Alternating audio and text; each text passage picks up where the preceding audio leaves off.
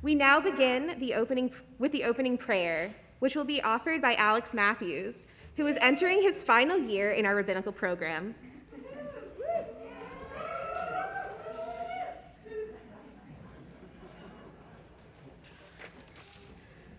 Hi, friends, and hi, lots of new friends.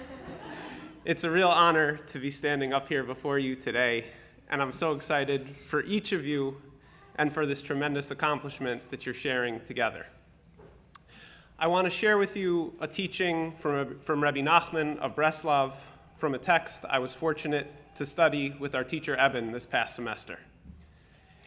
In the Likutei Maharan, Reb Nachman teaches us about the responsibilities of a teacher and prayer leader. Two roles you have each already found yourselves in and that are at the heart of your chosen paths as Jewish leaders. He writes that before one teaches publicly, one binds oneself with the souls of the audience and pours out one's words and prayers before God. This process adds immeasurable holiness to the gathering and awakens the supernal heart of God. Each of us here today have gotten to and will continue to learn from you and pray with you. And we consider ourselves fortunate to have our souls bound up with yours. Through your Torah and your Tefillah, we've experienced your wisdom, your beautiful voices, your humor, your creativity, your passion, and your love of the Jewish people. You have enriched our lives, and surely we have been made more holy. You have shared all of this with us in the same manner in which Reb Nachman describes what the teacher requests from God, a matnat chinam, a voluntary, unencumbered gift. Thank you for all you have given us these years. It has been a tremendous gift, and one that we cannot wait for you to share with the wider world. Mazel tov.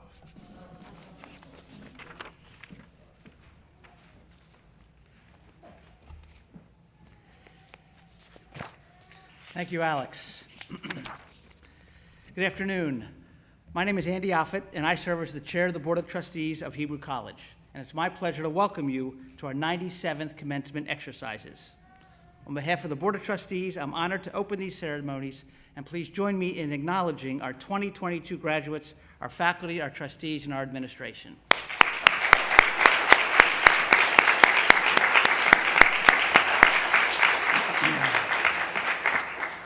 I want to congratulate all of our graduates, the family members, friends, and fans who are here to celebrate with you today.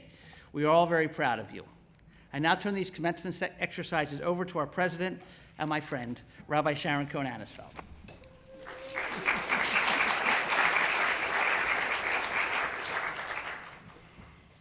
Thank you, Andy.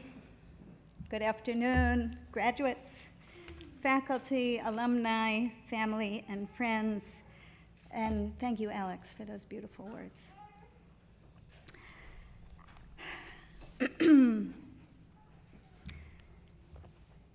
To our graduates, on behalf of the entire Hebrew College community, on behalf of your teachers, on behalf of the Hebrew College Board of Trustees, I'm delighted to congratulate you and to wish you a warm and big, heartfelt mazel tov. To all those who have supported and sustained these students, who've rooted and rallied for them, who've believed in them, family members, mentors, colleagues, communities, friends, thank you all, and congratulations to you as well. We're overjoyed to mark this milestone today, and we're grateful that so many of your loved ones near and far are able to celebrate with us virtually as well. 100 years ago, a small group of pioneers opened the doors of Hebrew Teachers College on Crawford Street in Roxbury, Massachusetts. We've been celebrating our centennial all year. I hope you've noticed. And this coming Thursday evening, we'll conclude the festivities with a centennial gala at Temple Beth Elohim in Wellesley, to which you're all warmly invited. Throughout the year, we've returned to a three-part theme captured in 3 words: remember, renew, reimagine. I want to return to those words now and reflect on them briefly in relation to this moment in the college's history and for you, our graduates, to this moment in your lives. Remember. To remember, both individually and collectively, is to acknowledge the debt we owe to our ancestors, to our predecessors, to those who've shaped us and made it possible for us to stand here today. To remember is to be humbled by the sweep of history that forms the unfolding context of our learning and our lives, and by the awareness that those who came before us faced challenges at least as great and sometimes far more grave than those before us today. To remember is to know that where we are is not where we have always been, nor is it where we will always be. In this sense, to remember is to hope. Renew. To renew is to be alive. In Masechet Eruvin of the Babylonian Talmud, we learn, Ein Beit Midrash belo chidush. There is no Beit Midrash, there is no house of study without renewal, without the insights and ideas that emerge from the dialogue between the voices on the pages of our ancient texts and the living, breathing voices around the tables of the Beit Midrash. At the heart of this teaching is the idea that Torah is a continual process of renewal, a continual process of co-creation.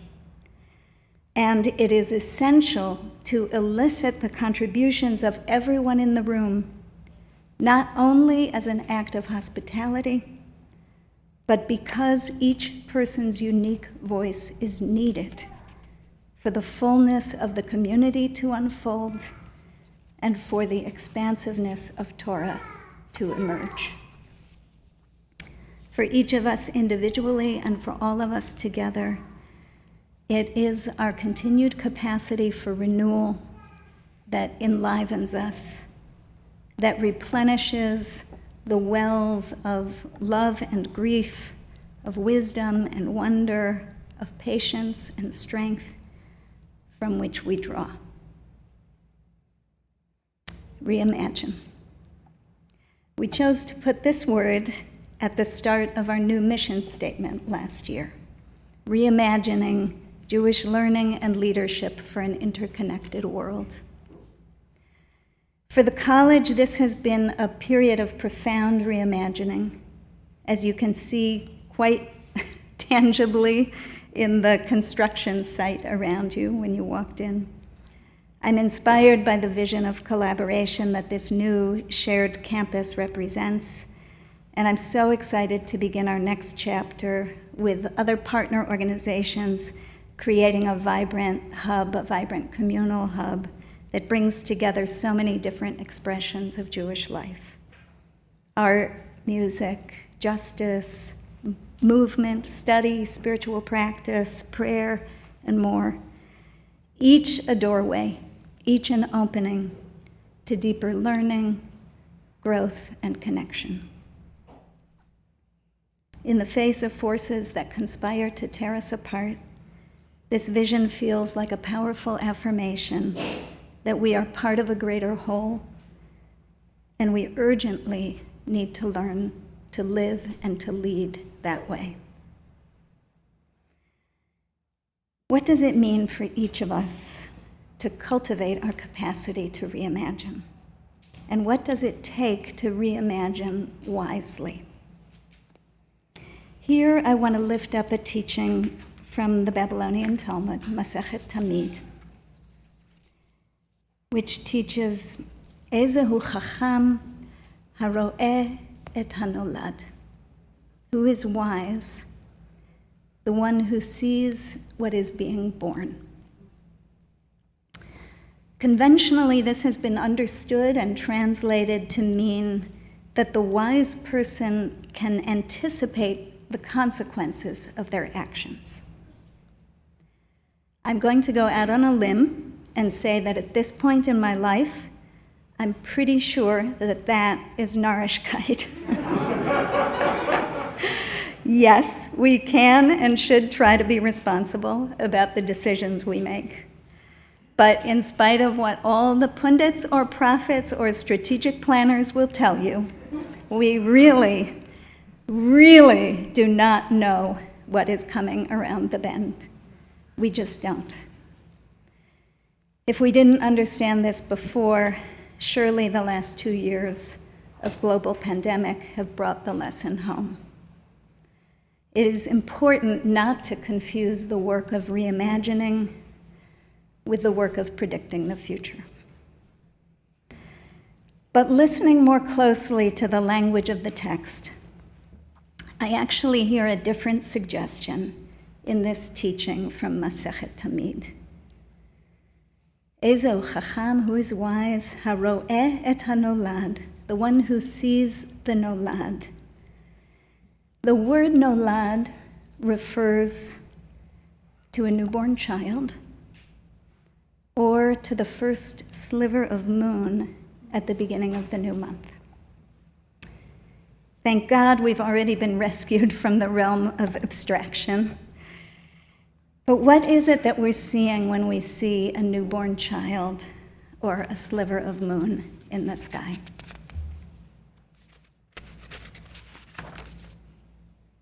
We're not seeing outcomes.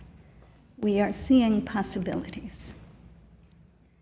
We're witnessing the insistent arrival of newness in our world, in our arms, in our night sky, new possibilities waiting for us to take notice. There is great tenderness in this act of seeing, and courage too. These vessels of possibility are so small and carry so much, and we don't know what will be. To reimagine wisely is to take notice and to take care, to understand that we are witnesses and we are also midwives, seeing, holding, beckoning others to see what is being born. Uvachartem b'chaim. May you, may all of us choose life.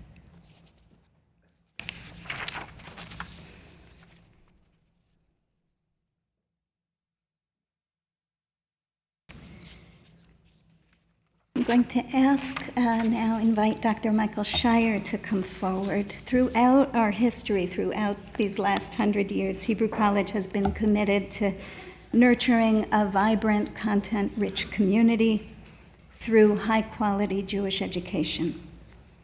The college gives special recognition to individuals who have contributed to these goals with awards presented at commencement each year. This year, I'm pleased to invite Rabbi Dr. Michael Shire, Director of the Master's Degree Program in Jewish Education, to present the Dr. Benjamin Shevach Award.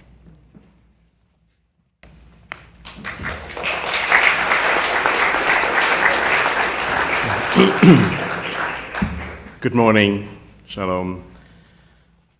The award being presented today is named for Dr. Benjamin J. Shevach. Dr. Shevach left an indelible mark on Jewish education in Boston.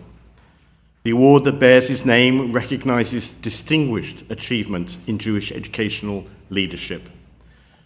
The Dr. Benjamin J. Shevach Award is the highest award that Hebrew College bestows for achievement in the field of Jewish education.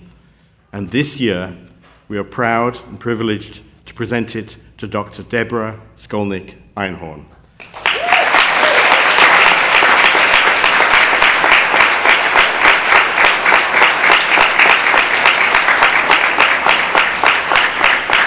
Deborah, would you join me?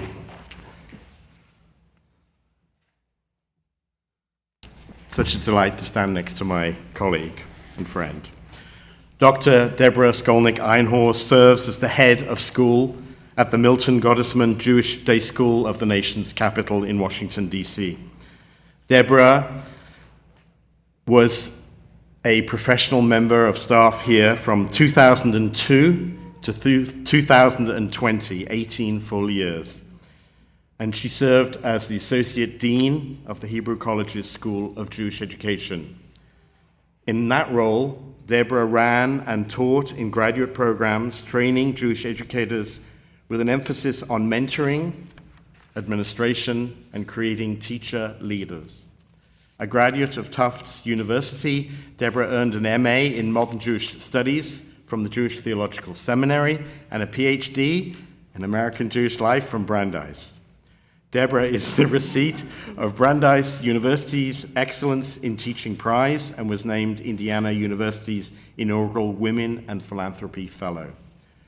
Alongside her professional work in Jewish education, Deborah has been active in pluralistic Jewish day school leadership, serving on the boards of Tufts Hillel, the Jewish Day School of Rhode Island, and Camp Yavneh, and is a past chair of the Jewish Women's Fund of Rhode Island. Deborah, you are a beloved teacher and colleague still here at Hebrew College, where your legacy of supportive mentoring, career guiding, and collaborative leadership is enduring, always reminding us of your promise of a lifetime guarantee of your kindness, counsel, and support.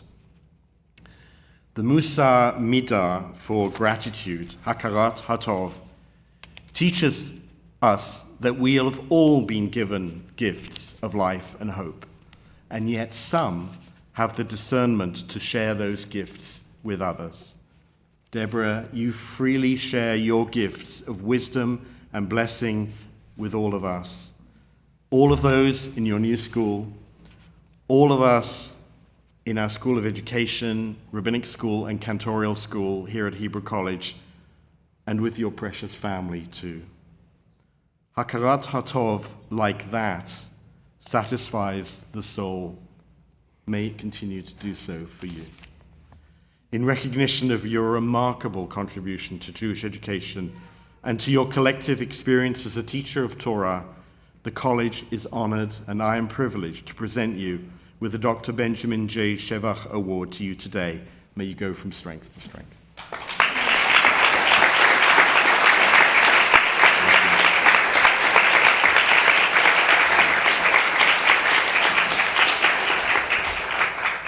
Thank you all. Thank you for this honor. I'm very grateful and moved, having sat here through many of these awards and never imagining being here on this other side. I just want to think about where we are in this moment and how I'm reflecting about Jewish leadership, Jewish educational leadership, and all of our graduates, whatever part of the field you're going to, I know you're going to be teachers in one way or another. It's been a hard couple of years to be a leader in Jewish education, as everyone knows. And I think a lot about what gets us going. And we sit here today at graduation and we celebrate the joy and the passion and the shots in the arm that you're going to get on so many days of your career. But I also want to think about the other days, the days when it's harder to get out of bed to do the work, the days when the responsibility feels like maybe this is too much. Can I do this? When we lived in Providence, there was a cute little gift shop right near Brown, and I picked up this card that then sat on my bulletin board for all my years at Hebrew College, and it had a Serta Dibrot on the front. It had the tablets, and when you opened it, it said, "I don't know about you, but I don't like being commanded." And I kept it because it was so American. Right? It's so American, this discomfort with being commanded or obligated to something. But I want to propose to you that obligation is the beauty of Jewish leadership. It is the beauty of being part of a Jewish community, to be mutually obligated with people. And that we, instead of feeling that American weight of obligation and focusing only on our rights and our privileges as individuals, the fact that we think about how are we obligated to other people, how are we interconnected, how are we tethered to each other. Thank you, Sharon, for that language. How are we tethered to each other? And instead of obligation bearing down on us, how does it pick us back up? So I bless you with days, so many days, where the joy and the passion are just endless. And when those other days come, may you have the joy and the weight of obligation which picks you up and ties you to those around you. Mazal tov.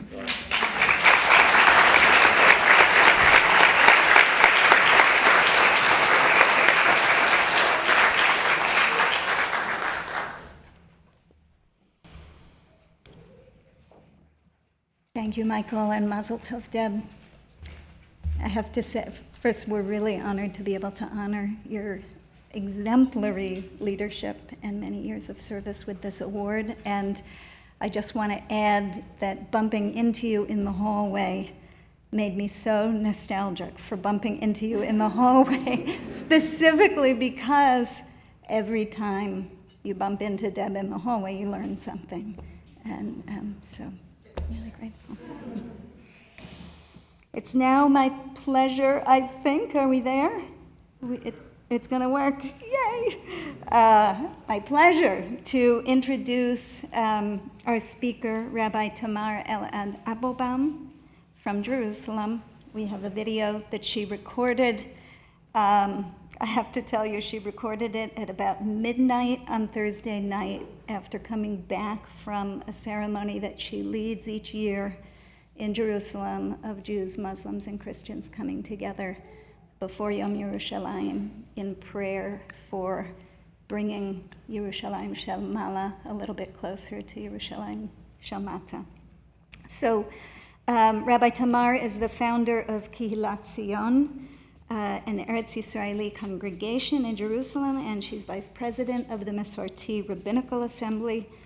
She's also the co-founder of the Beit Midrash for Israeli Rabbis, a joint project of the Midrasha Educational Center for Israeli Judaism and the Shalom Hartman Institute.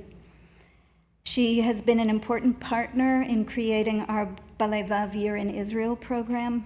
She taught this group of graduating rabbinical students 3 years ago when they were living and studying in Jerusalem.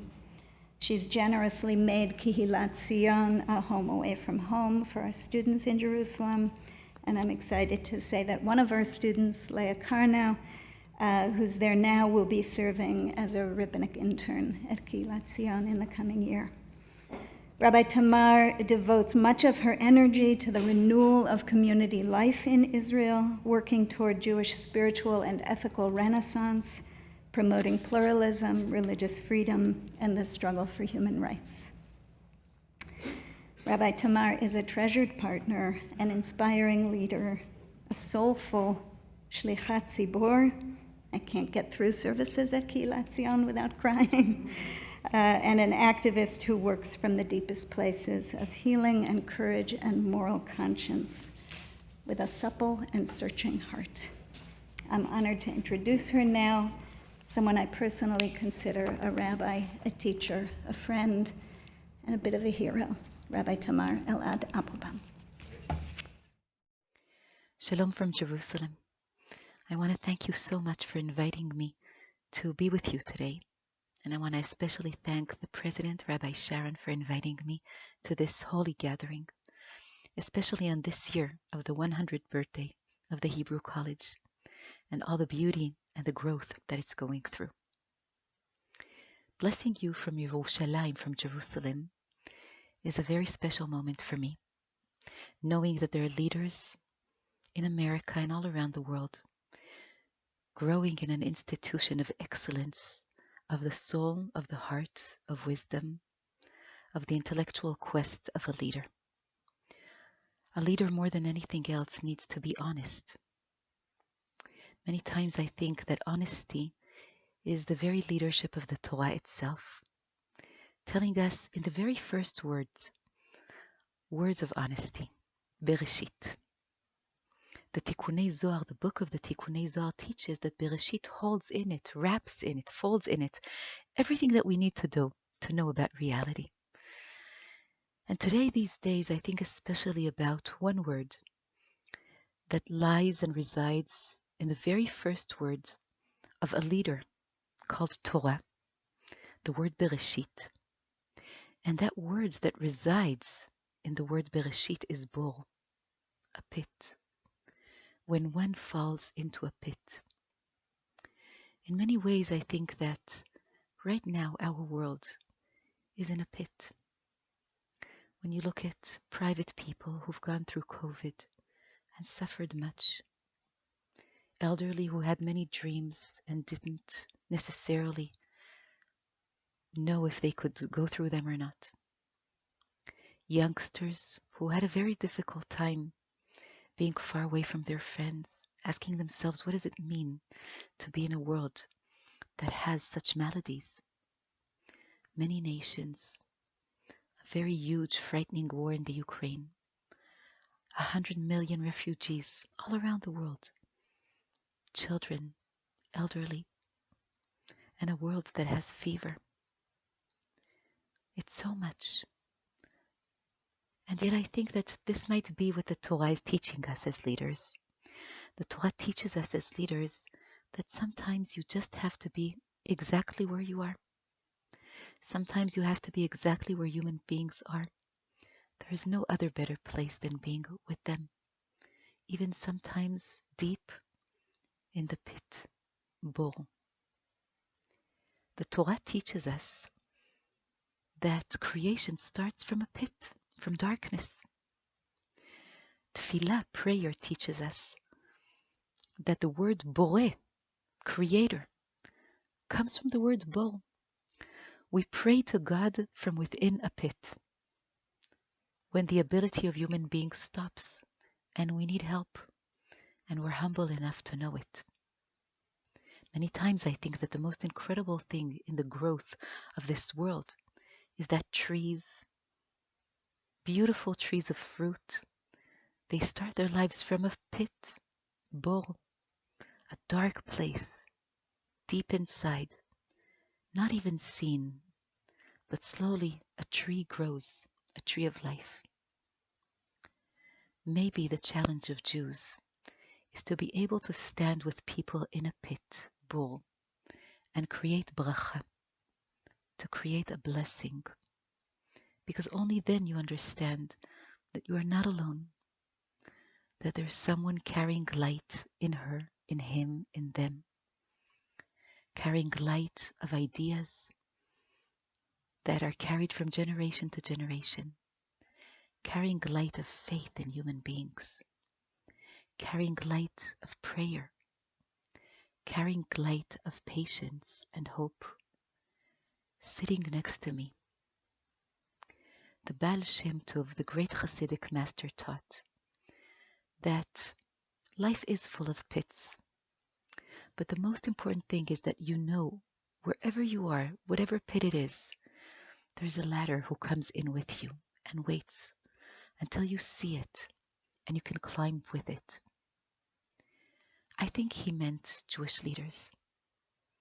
Every pit in this world has to be a place where there's a leader, an educational leader, a chazan or a rabbi, being there, holding someone a hand, reminding him that he himself, wherever he is bracha, is a blessing to the world. Today I want to tell you that here in Jerusalem it's night. It's Thursday night, on the way to Shabbat, on the way to Jerusalem Day. And yet I feel that over there at the Hebrew College, there are many, many ladders of light. So many people need them. And soon you will be going and leading in so many places and making them see their own blessings. There is no greater blessing in the world than you. And there is no greater dedication in the world than you. Here in Yerushalayim, we pray, Bonei Yerushalayim, may you build Jerusalem. Bonei Yerushalayim is not something that ever happens in the past. We don't say Bana Yerushalayim. We say Bonei Yerushalayim. May you never stop building heavenly Jerusalem. And I want to bless you with this blessing, Bonei Yerushalayim. May you never stop building heavenly Jerusalem. Wherever you are, may you never stop building ladders of light wherever you are.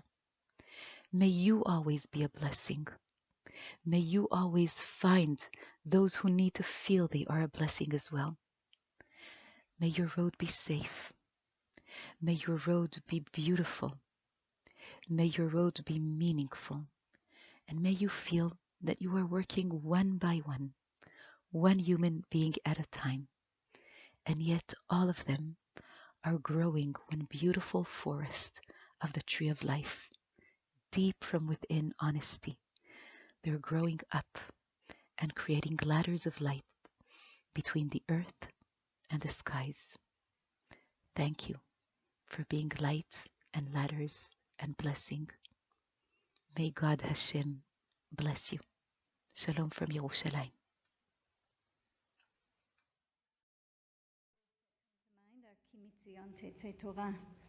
May your words of Torah continue to come forth from Zion. You are a ladder of light and a source of blessing to all of us.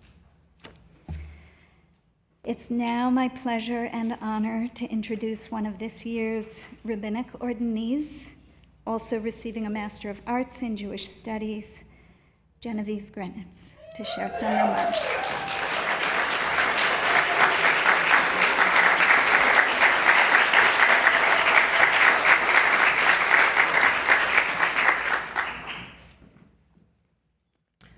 Thanks. It's quite the act to follow. Hi, everyone. So at the beginning of this year, I had a meeting with the dean of our school, and I found out that I needed to fulfill a requirement I missed, and possibly begrudgingly, I had to enroll in an online class called Theories of 21st Century Jewish Education. 1 week in the class, I learned about a theory called transformational learning, which describes effective learning to be learning that transforms someone's inner meaning scheme. Not just an addition of information, but an impactful experience of learning that changes the way the learner makes sense of the world. In the guidelines of this theory, the teacher's task is to create a safe space where the learner can undergo disorientation, since this is the inevitable interim between meaning-making schemes. In order to transform, the learner has to let go of their past schema of meaning-making and enter a period of disorientation before stabilizing oneself in a new, altered, and more fitting way of seeing the world. The goal of this style of learning is, in a certain sense, to bewilder the learner, leading them into their own wilderness and granting them tools to form something from the void there. This week, in our yearly Torah reading cycle, we turn to a new book, the book B'Midbar, the book of being in the wilderness, Midbar. The word for wilderness, Midbar, can also be read Midaber, which means speaking. The connection between the two meanings, wilderness and speaking, is widely commented on in our literature.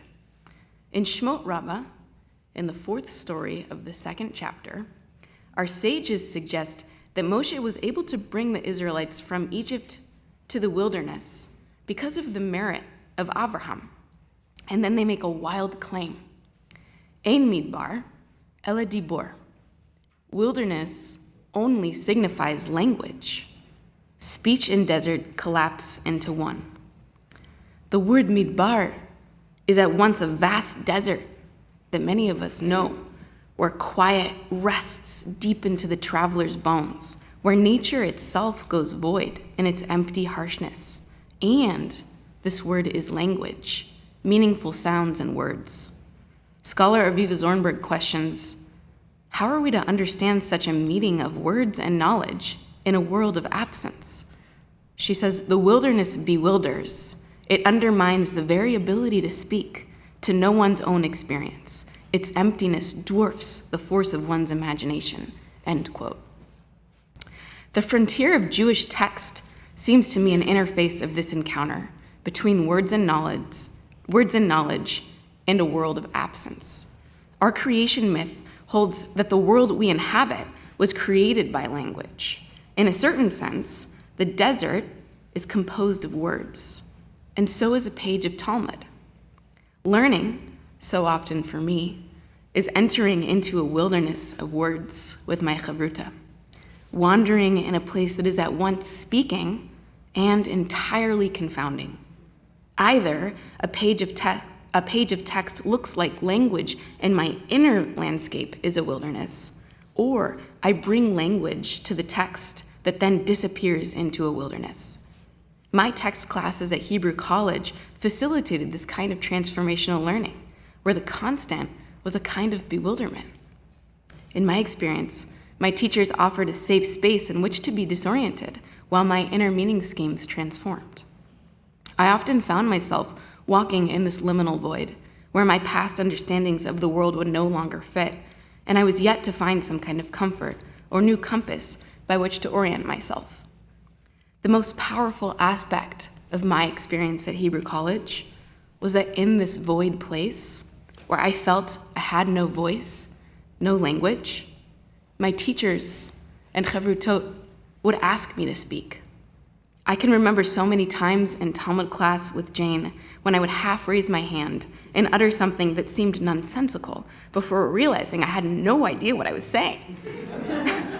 And she would encourage me to speak, even though I didn't know, to talk in the place of void. She believed I had a voice where I couldn't perceive one. Or times when my chavruta and I would look to each other to make meaning and speak inside the void we entered into in our studies. We would bring voice from one another in the wilderness. I've been bewildered in a stunningly productive way by my learning here. And if I were left to my own devices, I would be speechless in the void there.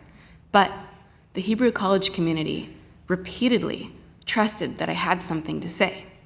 More than anything else, this place has given me courage to speak in a wilderness and has offered me tools to access bewilderment inside our sources. I thank you so much for asking me to speak today and for trusting over and over again that I have a voice. It has been a wilderness of healing and a language of trust. Thank you.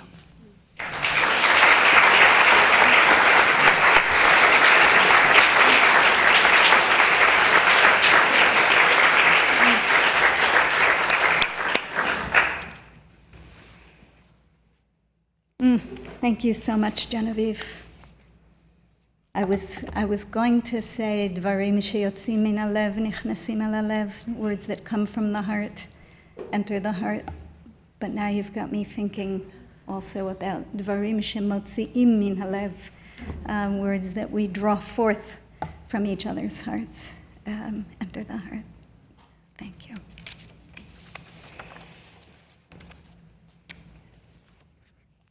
A note before we continue with the conferring of academic certificates and degrees. At the end of each academic year at Hebrew College, prizes are awarded to students who've distinguished themselves through exceptional academic achievements. If you'll reference the Hebrew College Commencement program, you can see the full list of this year's prize and award recipients. We congratulate all of them and extend our thanks to the Friends of Hebrew College for whom these prizes are named.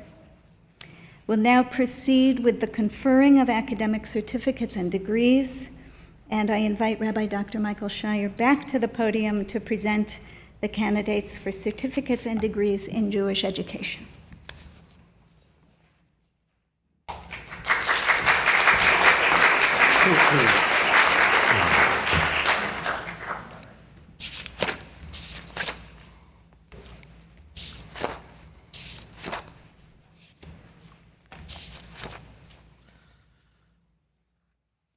President Annisfeld, I'm pleased to call up the students who have completed the requirements for certificate and degrees in Jewish education who are present here today.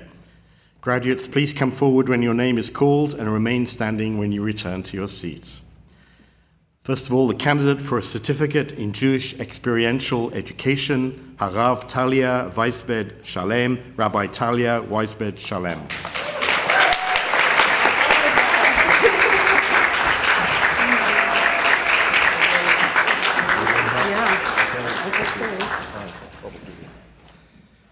Congratulations to you, Talia. And now the candidates for the Master of Jewish Education degree. Shira Batya Farber, Alan Farber.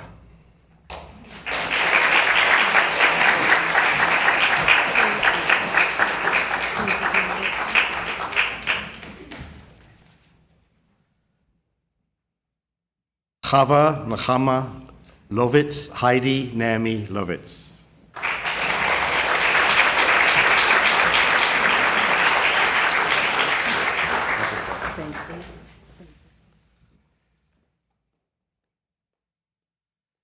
Svia Noach, Deborah Lee Noah.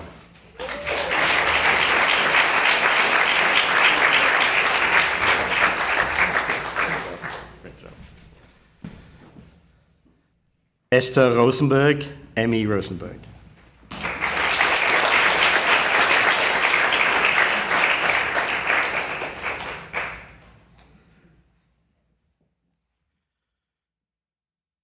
Shira Zissel Shazia, Rabbi Shira Zissel Shazia.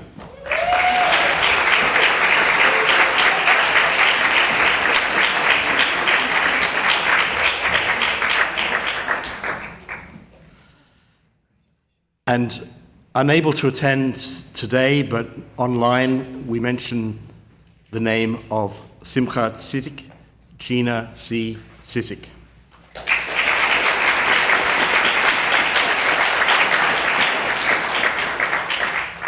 Congratulations to all of you, and we also will later on call up the 4 rabbinic ordinees who also obtained a Master's in Jewish Education this year. We also now acknowledge the dual Master in Jewish Education and Master of Arts in Jewish Studies degree, who is not able to be with us today, for he is in Colombia, and the name is Eliezer Gershon Sepulveda. Eliezer Sepulveda. Congratulations to you.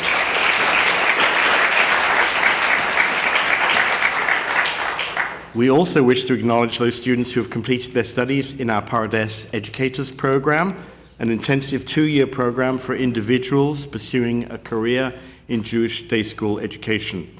This program is a creative collaboration between Hebrew College and the Pardes Institute in Jerusalem, designed to train inspiring day school teachers for the North American Jewish community. It includes a combination of online courses, study in Israel, and field placements in Jewish day schools all around the country. Students in this program have earned a Master in Jewish Education degree with a concentration in Jewish day school education, and they will be participating at graduation ceremonies at the Pardes Institute in Jerusalem, and we join with our colleagues in Jerusalem in congratulating them on their achievements. And there are three of them: Chana Elisheva Boro, Valerie Rina Brown, and Matyahu Ben Teitelman. Hannah Elisheva Boro, Valerie Renee Brown, and Matthew Ben Teitelman.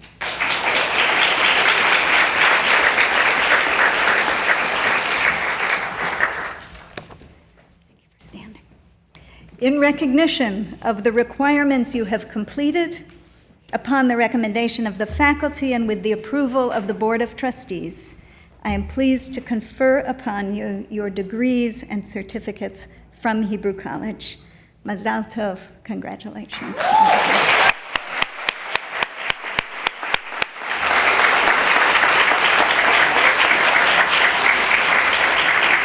And I now invite Rabbi Dr. Dan Judson, Chief Academic Officer and Dean of Hebrew College's Graduate Leadership Programs, to present the candidates for certificates and degrees in our music, cantorial, and rabbinic programs.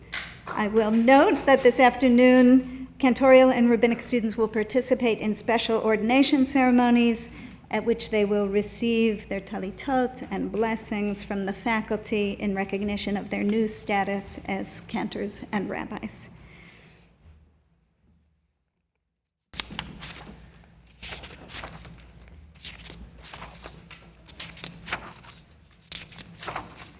Thank you, Rabbi Anisfeld. We'll begin with the certificate in Jewish sacred music.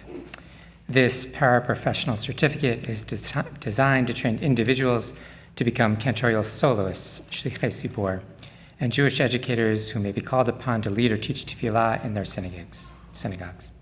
The candidate for the certificate in Jewish sacred music: Shmuel Benjamin Dor, Samuel Benjamin Dor.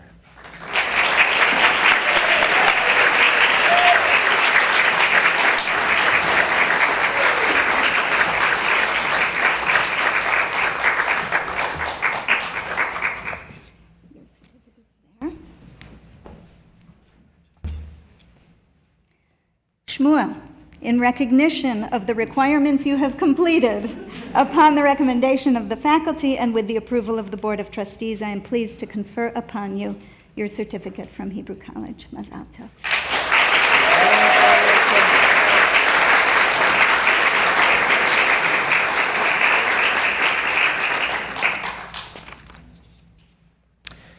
We continue with candidates for Cantorial Ordination. Our program in Cantorial Ordination fuses traditional Jewish text and liturgy with innovative musical and spiritual programming to meet the needs of 21st century Judaism. Our cantors serve as spiritual and musical leaders, communicating Judaism that is both authentic and accessible, creating vibrant and inclusive spiritual communities. President Anisfeld, I'm pleased to present the candidates for Cantorial Ordinations. Graduates, please come forward when your name is called, and then remain standing. Mayor Yisrael Gutman, Mark Stephen Gutman.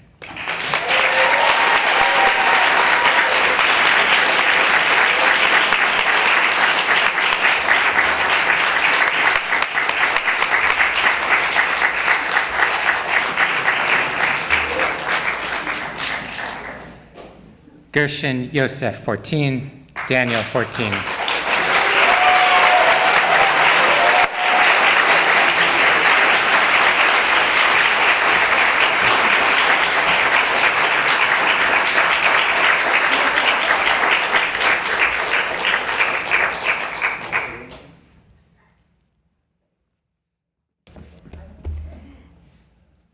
DJ and Mark, in recognition of the requirements you have ably completed, upon the recommendation of the faculty and with the approval of the Hebrew College Board of Trustees, I am pleased to confer upon you certificates of Cantorial Ordination and to DJ your Masters of Arts in Jewish Studies. Mazal Tov.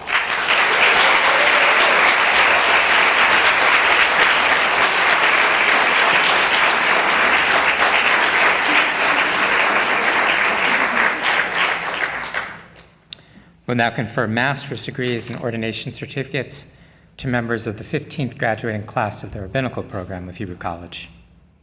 This program combines traditional text study of the highest standard with graduate academic and professional training to prepare rabbis who are well-versed in Jewish texts and tradition and who have the knowledge, sensitivity, and skills to serve and inspire 21st century Jewish communities. President Anisfeld, I'm pleased to present the candidates who have completed the requirements for rabbinical ordination and either Masters of Jewish Arts in Jewish Studies or Masters in Jewish Education. Please come forward as your name is called and remain standing when you return to your seats. Sarah Rachel Blumenthal. Sarah Blumenthal.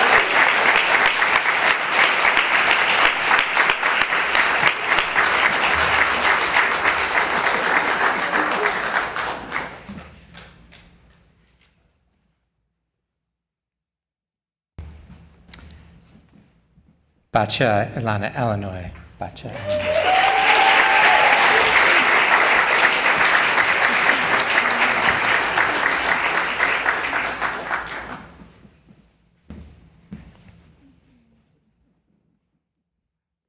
Galia Netza Fleischman, Julia Marina Fleischman.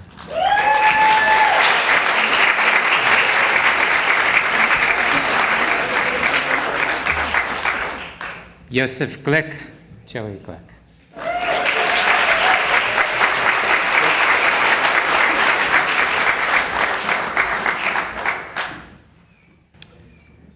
Rachel Yosef Granitz, Genevieve Granitz.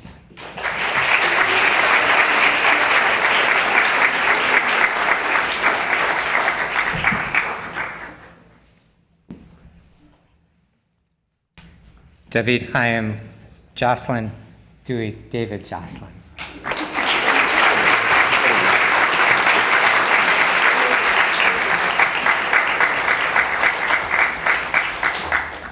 Svea Kennedy, Stephanie Ellen Charlotte Kennedy.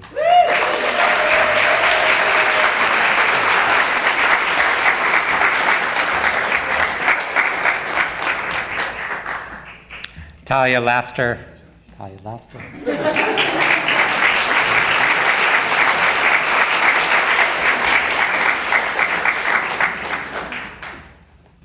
Sir Michal Sanmel, Frankie Sanmel.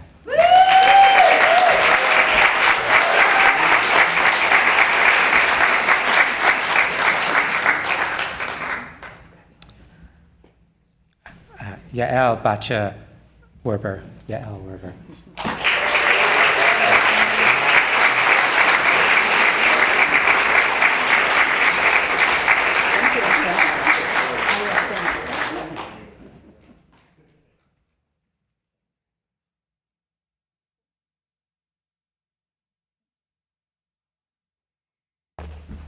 In recognition of your completion of the requirements for rabbinic ordination and for the degree of Masters of Arts in Jewish Studies or in Jewish Education, upon the recommendation of the faculty and with the approval of the Board of Trustees, I am pleased to confer your degrees and certificates of ordination.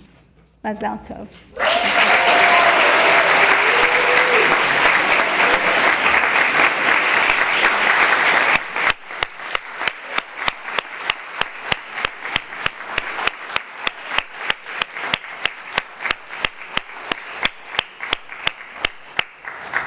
Now happy to invite Andy Offit, the chair of the Board of Trustees, and my friend, to share some brief closing greetings.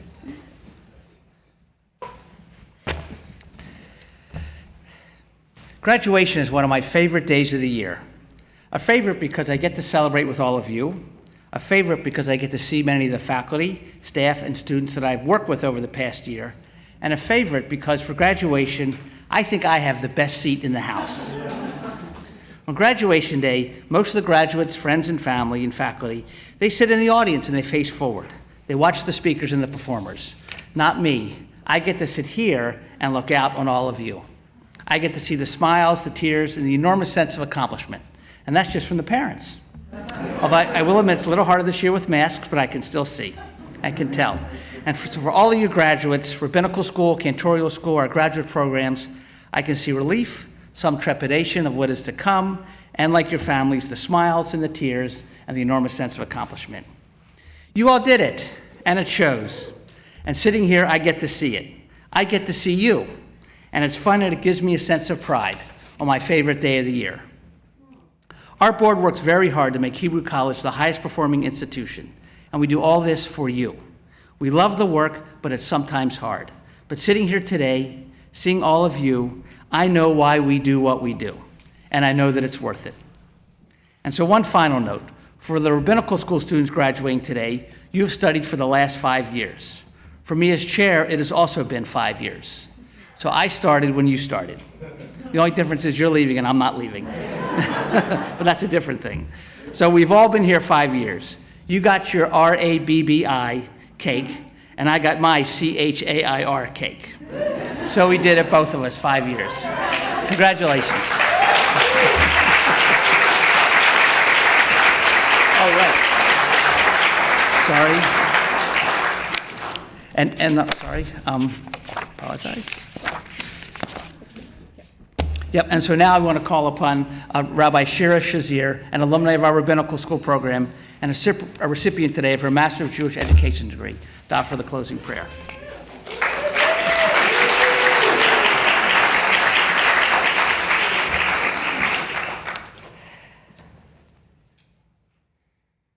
Ribono Shel Olam, Master, Teacher of infinite time and space, bless the rabbis, cantors, scholars, and educators who gathered today to mark the closing of a time dedicated to learning and growth, and everyone who has helped each of us reach this day. To you, God, there's little distinction between the several years each of us has been nurtured in this sacred learning community and the 100 years that Hebrew College has been doing the sacred work of uplifting Jewish leaders. Both are like the blink of an eye. But we marvel at the change the world has undergone in those spans of time. Over its 100 years, Hebrew College has grown, moved, and adapted in all of the ways necessary to remain steadfast in its mission, to sustain the vitality of the Jewish community of Boston and of America through education that is engaging and relevant to the times. For today's graduates, in the time that it has taken us to pursue our course of study, the world has changed around us. The paths we envisioned our studies leading us on may now appear different than we imagined when we began. But the Jewish community needs leaders no less than it did when we began, or when Hebrew College itself began. God, who dwells among us, bless us with the ability to adapt and thrive like the school that has nurtured us, and in the footsteps of our ancestors who understood that you dwell with us wherever we are, if only we reach out to find you. Bless us with the wisdom to share what we have learned in this holy community, to let your words, your wisdom, and your presence guide our path. Help us to continue to grow and learn, drawing on the source of learning we can always find in our teachers, our colleagues, and friends, and help us to recognize and learn from the divine image in every human being we encounter, and sustain the mission of Hebrew College in its next 100 years so that it may continue to enrich the Jewish community as it has enriched us for generations to come.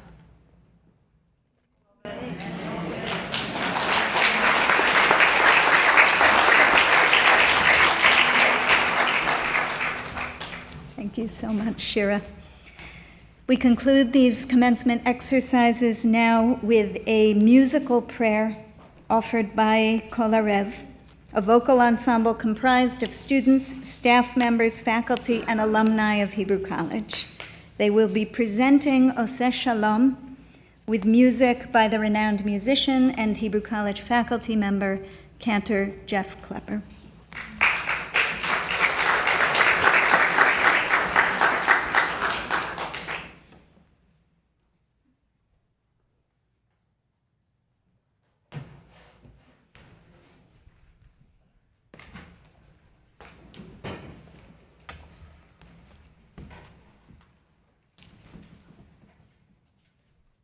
As Kolarev comes to the bima here, we'd like to thank Julia Sabra, who will be playing the guitar, and Mark Gutman, a graduate of this year of 2022, who will be singing the solo in Oseh Shalom.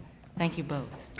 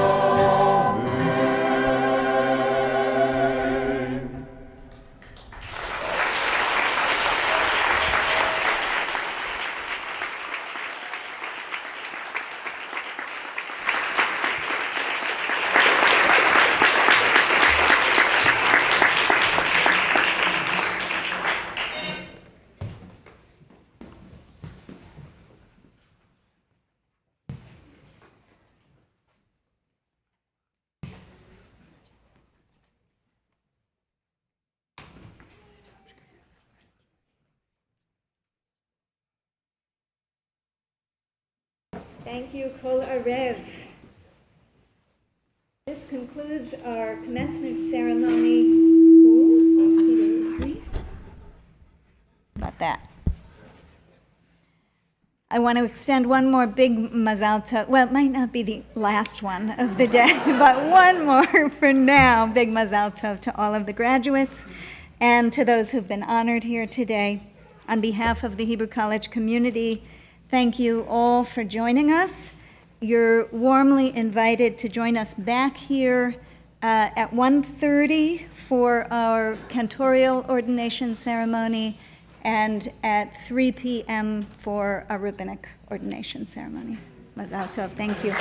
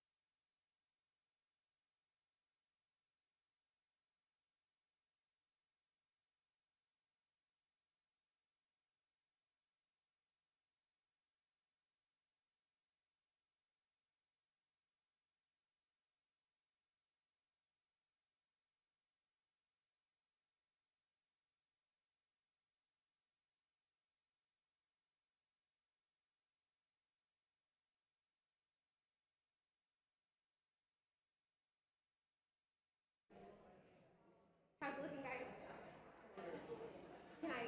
Is the mic on?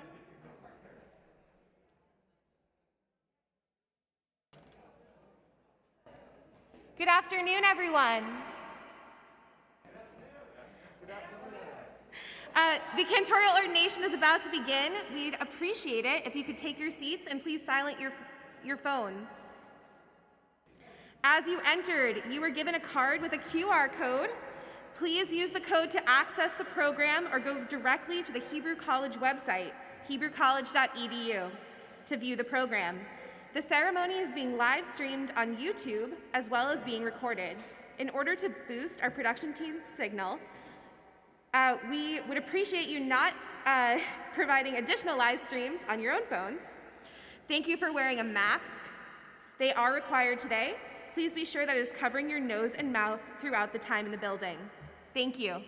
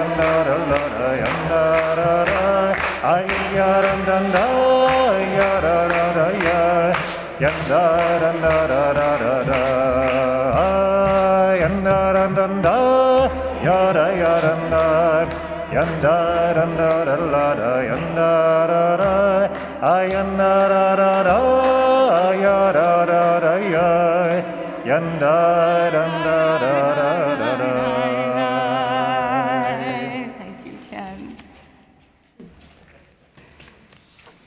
Thank you, Rav Chazan, Ken Richmond, for leading us in that wonderful niggin, this great celebration.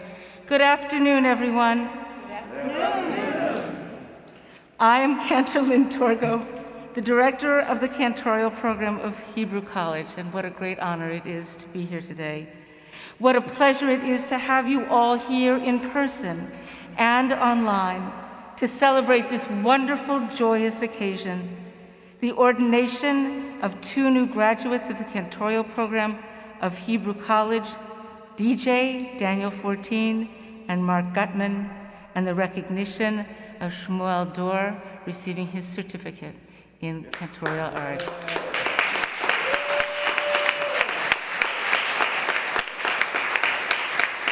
Welcome, welcome to everyone. It is my great honor now to introduce the president of Hebrew College, Rabbi Sharon Cohen Anisfeld.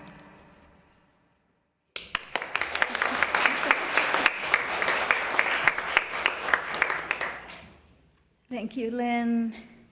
Thank you, Ken. Can we say Rav Chazan and Rebitz?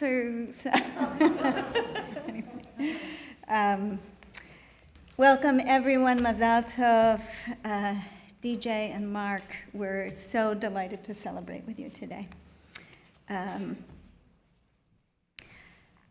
One of my favorite midrashim is a rabbinic commentary from Vayikra Rabbah, inspired by a verse from Acharei Mot Kedoshim.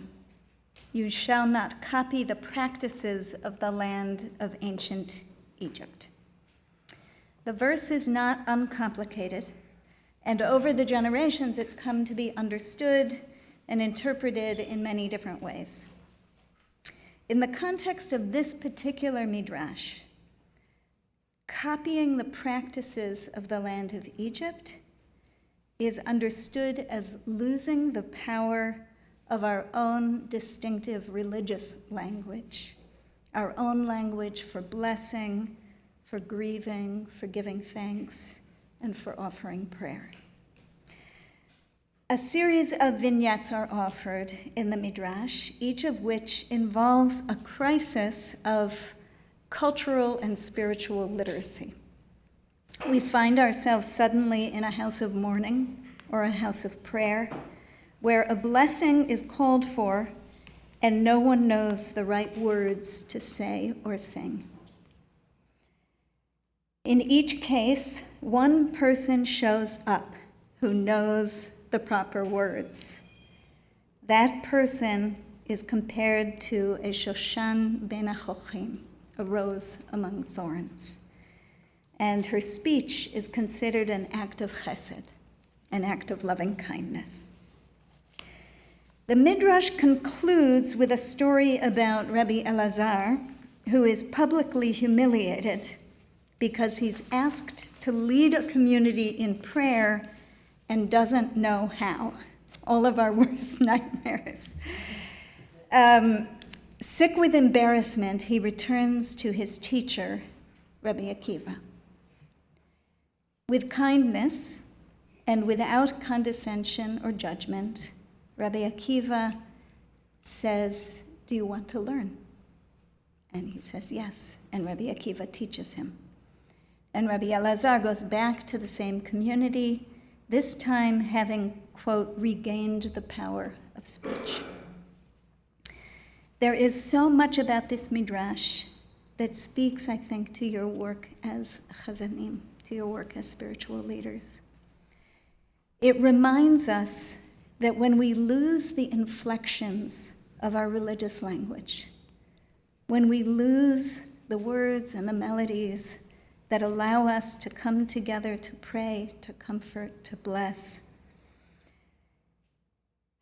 we lose that capacity, to come together to pray, to comfort, and to bless. The Midrash, I think, prods us towards a vision of Jewish life that is welcoming, deeply welcoming, but not watered down. It reminds us to think carefully about how we create learning environments in which all are elevated and none are demeaned. And it reminds us, above all, that chesed, that loving kindness, is at the heart of our work as spiritual leaders.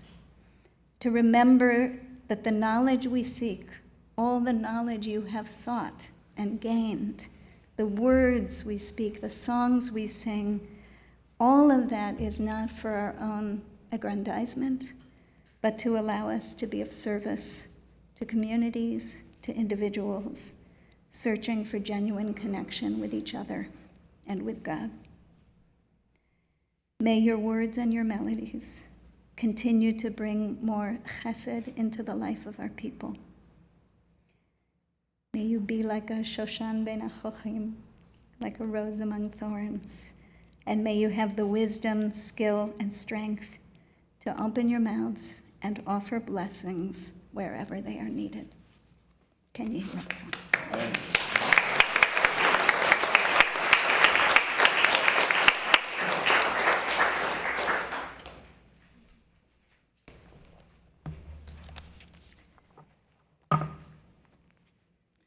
I'm Cantor Louise Treitman, and at the Jewish Music Institute for a long time. The Jewish Music Institute was created in the early 1990s. At that time, we offered a certificate in Jewish music. I was one of the first recipients, almost 30 years ago. This year, we are pleased that Shmuel Dor will receive a certificate in Jewish sacred music from Hebrew College. This will be our final certificate in Jewish music. Shmuel, we wish you mazel tov on this special day. We know how hard you have worked. We are pleased that you sing in Kol Arev, our chamber choir, and hope you will continue to sing with us. Shmuel, I invite you to come to the bima now to receive your certificate.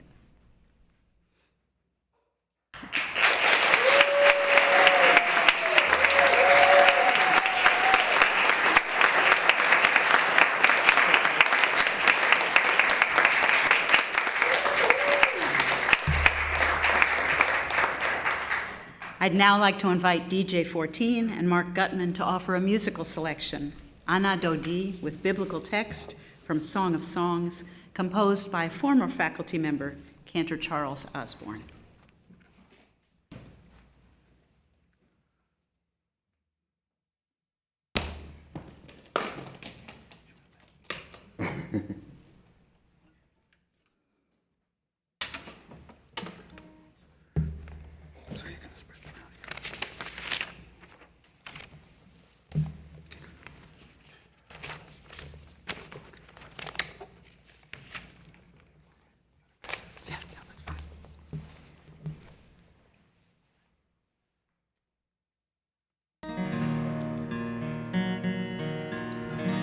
Ana Dodi ve'amar li kumilach rayati afati ulchilach ki nehasdav avad hageshem halach lo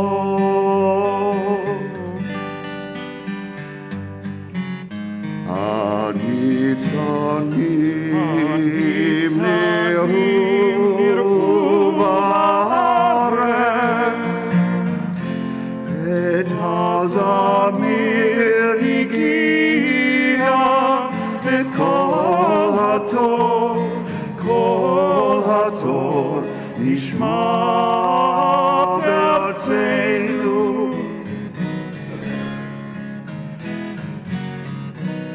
Atenach atafageha behagvanim semadar natureach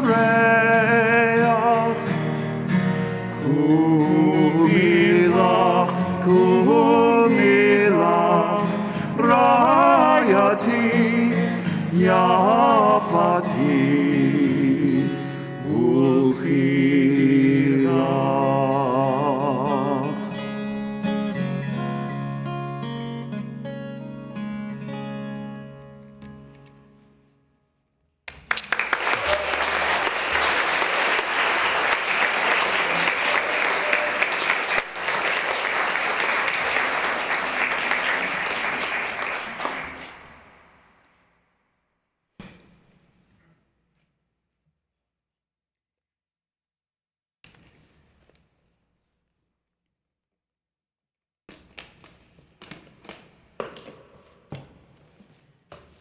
We continue now with you, our Cantorial Ordination candidates.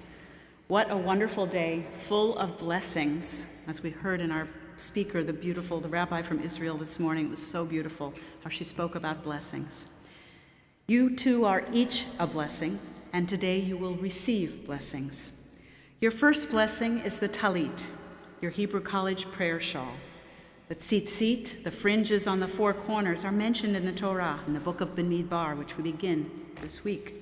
Uritem oto uschartem et kol mitzvot Adonai.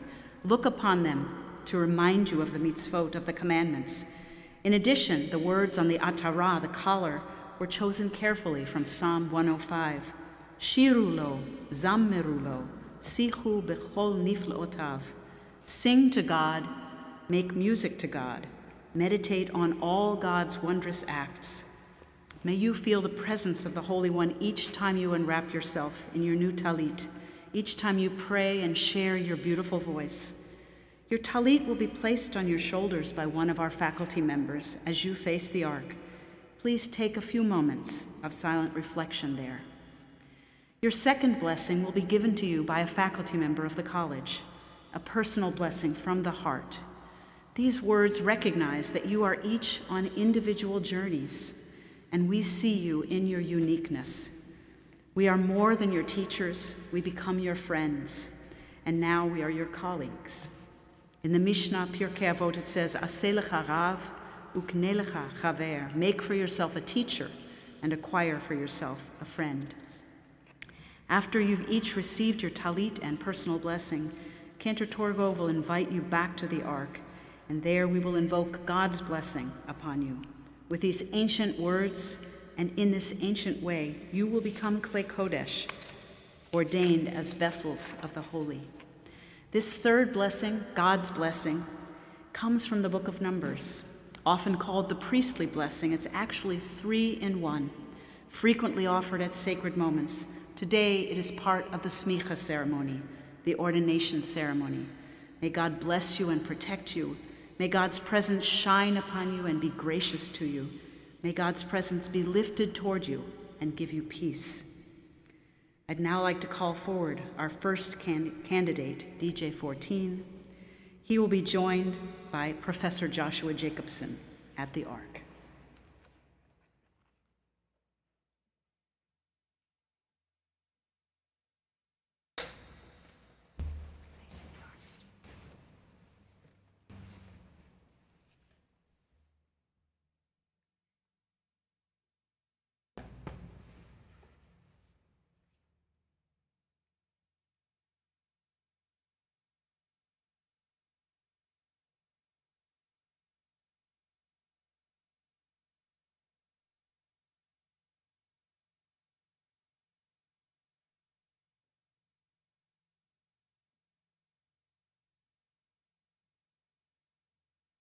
I would now like to call up Amy Lieberman, Director of Vocal Arts and Music Director of Kol Arev, to offer a blessing to DJ.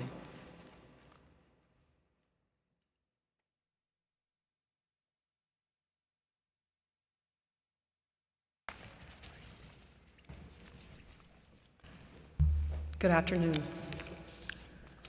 DJ, since you began your Hebrew College journey, we have felt your presence, lightly at first, growing deeper and surer over this rich time of learning together. A simple request to your student cohorts and teachers to summarize what you have brought to this community yielded the following observations about you. DJ exudes a confidence that is gentle and inviting, an active collaborator and listener.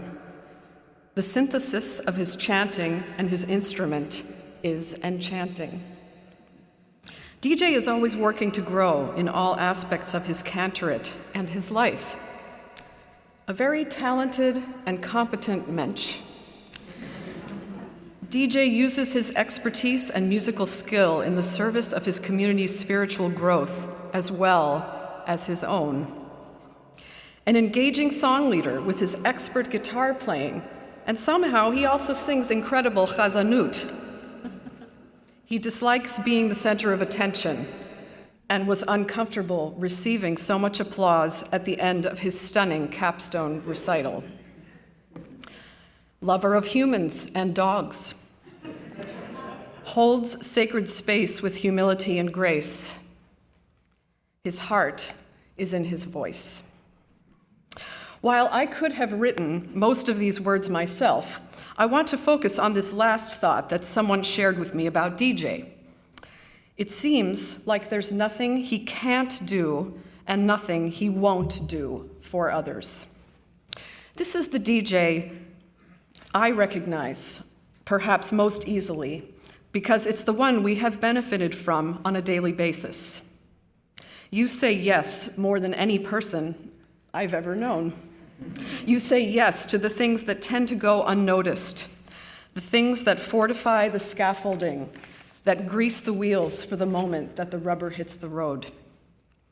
Yes to being the Kol Arev librarian. Yes to conducting a rehearsal in my absence on short notice, or recording the rehearsal for those who couldn't be there in person. Yes to converting an otherwise illegible handwritten score into finale to make all of our lives easier. Yes, to helping this technologically hesitant musician bring the virtual voice recital to the Hebrew College YouTube channel during COVID, as well as singing gloriously on that recital. And then there are the things you've said yes to that are more public-facing, even though applause isn't your thing. Yes, to powering through a nasty cold in order to perform on the tribute concert for Cantor Treitman. Yes, to creating a beautiful music video for Hebrew College commencement exercises during the pandemic. Yes, to singing the Mishaberach at the Mayor's Community Breakfast in Newton, singing as featured soloist on this past week's Zamir concert, and singing the El Malei Rachamim for the Jewish Partisan Education Foundation's virtual Yom HaShoah presentation. For 6 years, you said yes to serving 2 communities, Hebrew College and Temple Beth Shalom in Needham, to the fullest of your ability. We will never know just how you did it, probably by saying yes and yes again and again. DJ, your willingness to help, to bolster, to problem solve, to make us look good, to say yes, this quality has inspired those around you almost as much as your mastery of your native tongue, which is music. Your music making and the way it permeates all that you are is something uniquely yours that can never be taken from you. You must have a deep instinctive knowledge of this. Why else would you share this gift so generously and fully with all who know you? Your heart is in your voice. It is your heart that you share with us every day, and we are so fortunate and so grateful. One last thing. My wish for you is that you will come to believe that you have earned the right to say no once in a while. Mazel tov. Mazel tov. That's all of you.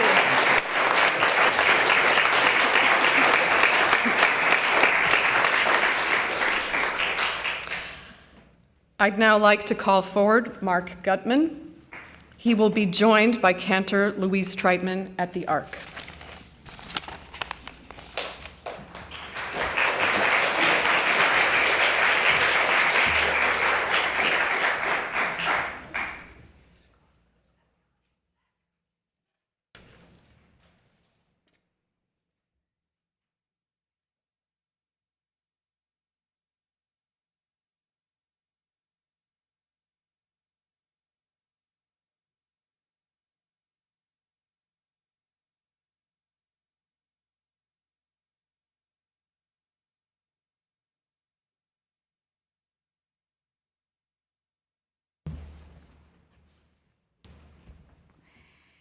I would now like to call up Cantor Dr. Brian Mayer, former Dean of the School of Jewish Music and Hebrew College Cantorial Program faculty member, to offer a blessing for Mark Gutman, who I began my career here at Hebrew College 18 years ago.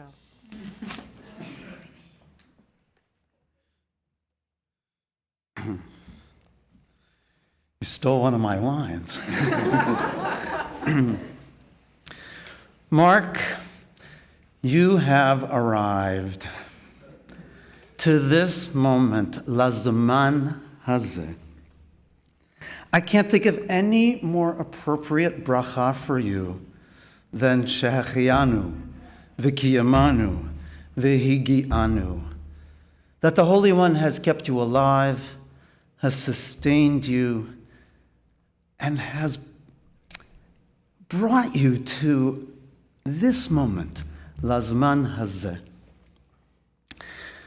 If we look at the center of the word of Shehechianu, we have the 2-lettered word Chai, life. And if we take the numeric values of those 2 letters, Chet and Yud, we get the number 18. Mark, you started on your ordination journey in 2004, and it's now 2022, 18 years. But it isn't just that you lived through it, it's how you lived through it. You had major hoops to crawl through and hurdles to climb over. It was not smooth sailing from beginning to end, and it took you years to figure out how to use your beautiful brain in a way that was able to absorb and master the material that was in front of you. And then it took you a while to articulate that to us, your teachers, so that we could serve you much better. You also lived through a physical challenge, one that had you in so much chronic pain that I remember all those years ago, you could not stand up straight. And I remember you telling me you were verklempt, that you couldn't hold your beloved Maya in your arms. You endured a major surgery to fix your back, and thank God it worked. And then you came to see me at the college again to talk about maybe re-embarking on this ordination journey. And I saw you, and I heard you, and I remember saying to you in my office, Mark, you're like a different human being. And so you re-engaged, and you pushed yourself. Which brings me to the second word, vikiyamanu. At the center of that word is kayam, that which endures. You not only endured, you persevered, and you succeeded. You learned, you grew, you blossomed, and we saw it in full living color at your capstone recital just a few weeks ago, where you were playing the guitar, which you didn't know how to do all that long ago. And you were performing with such beautiful, accomplished singing and musicianship that I think even surprised you. Vehigi anu, and now you have arrived at this moment, lazaman hazeh. And we've all arrived here with you. Higata, you made it. Vehigi anu, and we've arrived with you. Those of us on the faculty and in this community maybe know this much about those hoops and those hurdles. But Michelle and Maya, your mother, and the ones who are most dear to you know what these last 18 Chai years have been about for you. And so we celebrate your grand achievement of becoming a Chazan b'Yisrael in the way that you've been dreaming about for decades. So let's all sing the end of that bracha together. Let's join our voices in celebrating you. Shehecheyanu v'kiyamanu v'higyanu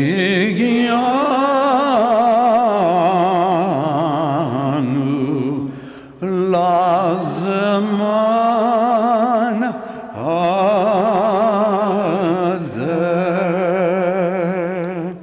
Mazel tov, Mark.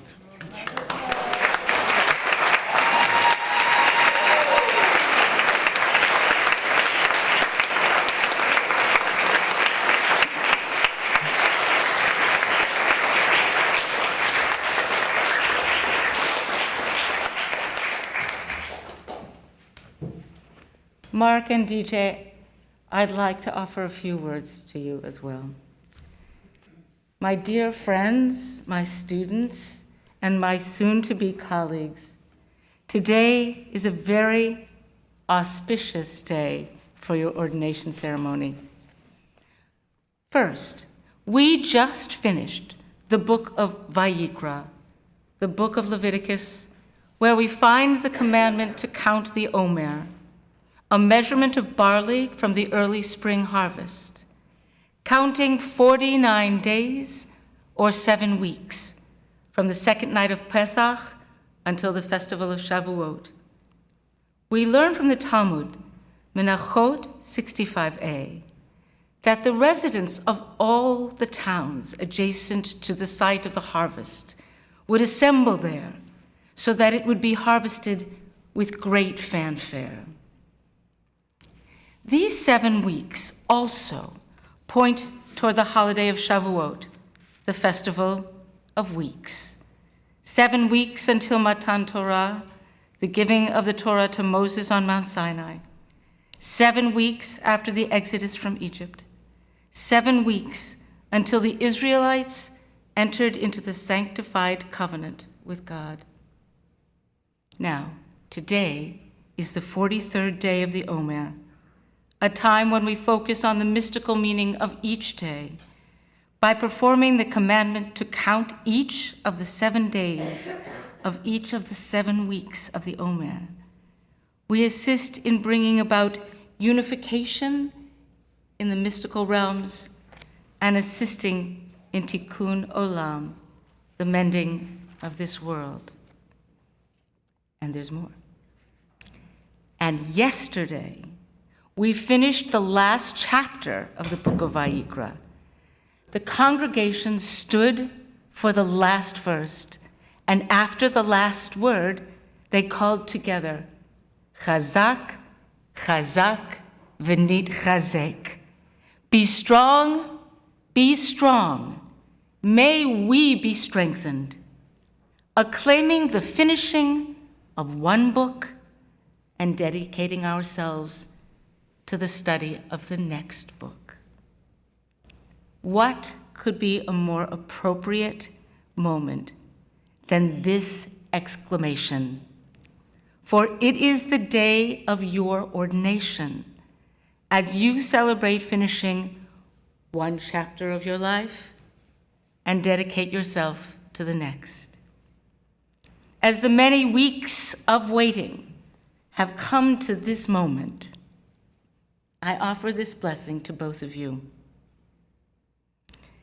May you gather together with your family and loved ones to celebrate this harvest, the offering of all of your weeks and days of study, devotion, commitment, creativity, and love.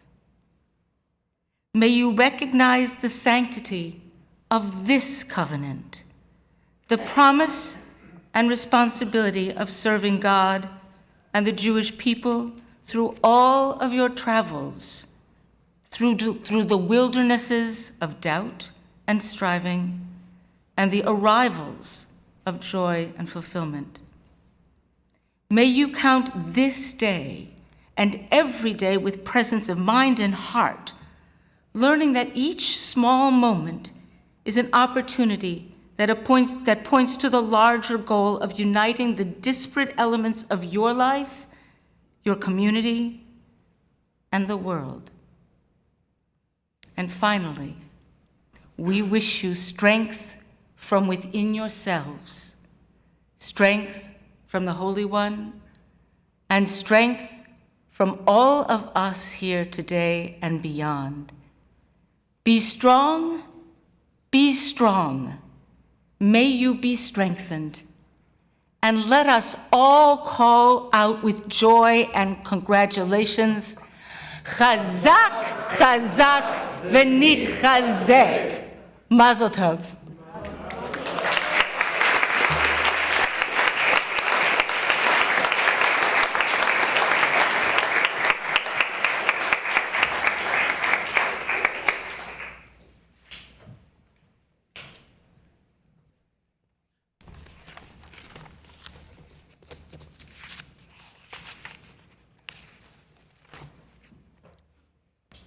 I would now like to call up Cantor Louise Treitman and Cantor Brian Mayer to join with me in the priestly blessing.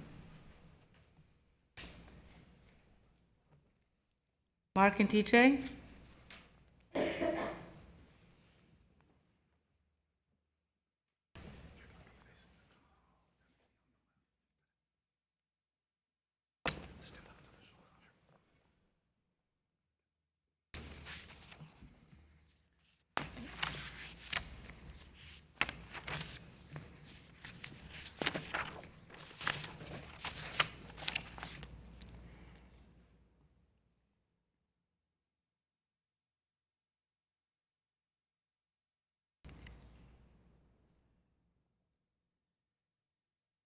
Yivarechecha.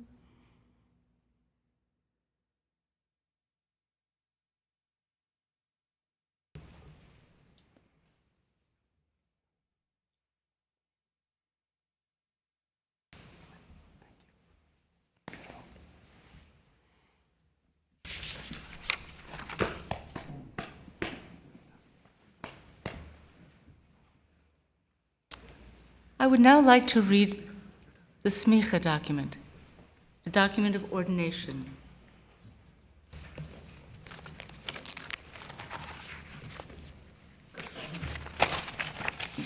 I have a copy of it right here. Yes, I do. We, the faculty of the School of Jewish Music of Hebrew College and the Cantorial program, affirm that our students, DJ 14 and Mark Gutman, have completed their course of study in the Cantorial Ordination for Spiritual and Educational Leadership. Through the service of the heart and mind, they have invested their souls toward the attainment of expertise in sacred music and educational leadership. As the psalmist said, sing to the divine presence, make music for the Holy One. Shiru lo, zamiru lo, Sichu b'chol nifleotav. We thus ordain them and declare them worthy of the title Chazan b'Yisrael, cantor. Mazal tov.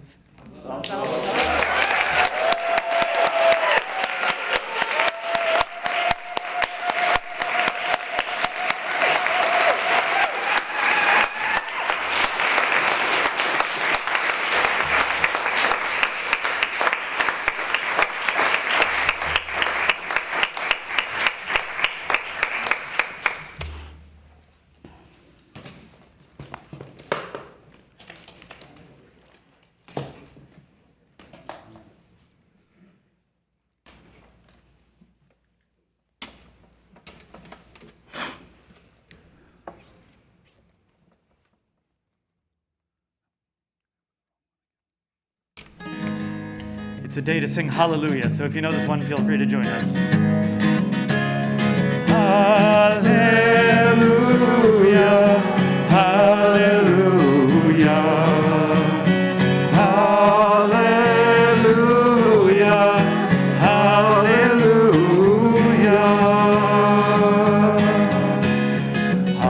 hallelujah, el bekocho, hallelujah, birkia uzo. Hallelujah, Gvurotav, Hallelujah, Kerov Gudo. Hallelujah, Hallelujah, Hallelujah, Hallelujah.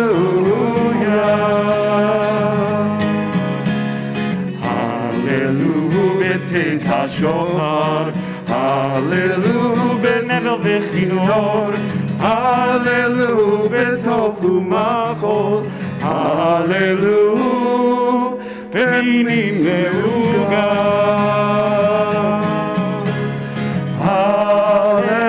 Hallelujah, hallelujah, hallelujah.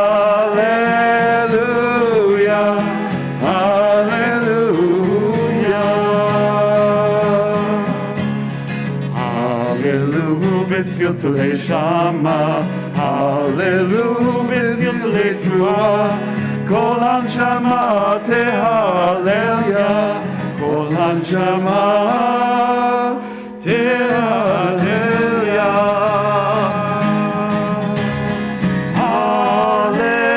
Hallelujah, hallelujah, hallelujah.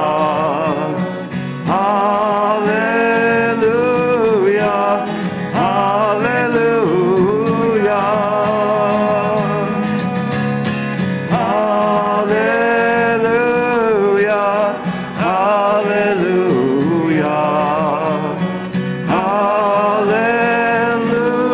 hallelujah, hallelujah.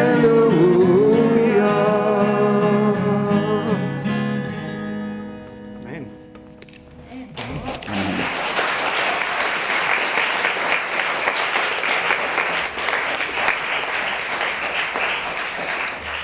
Mazel tov, mazel tov.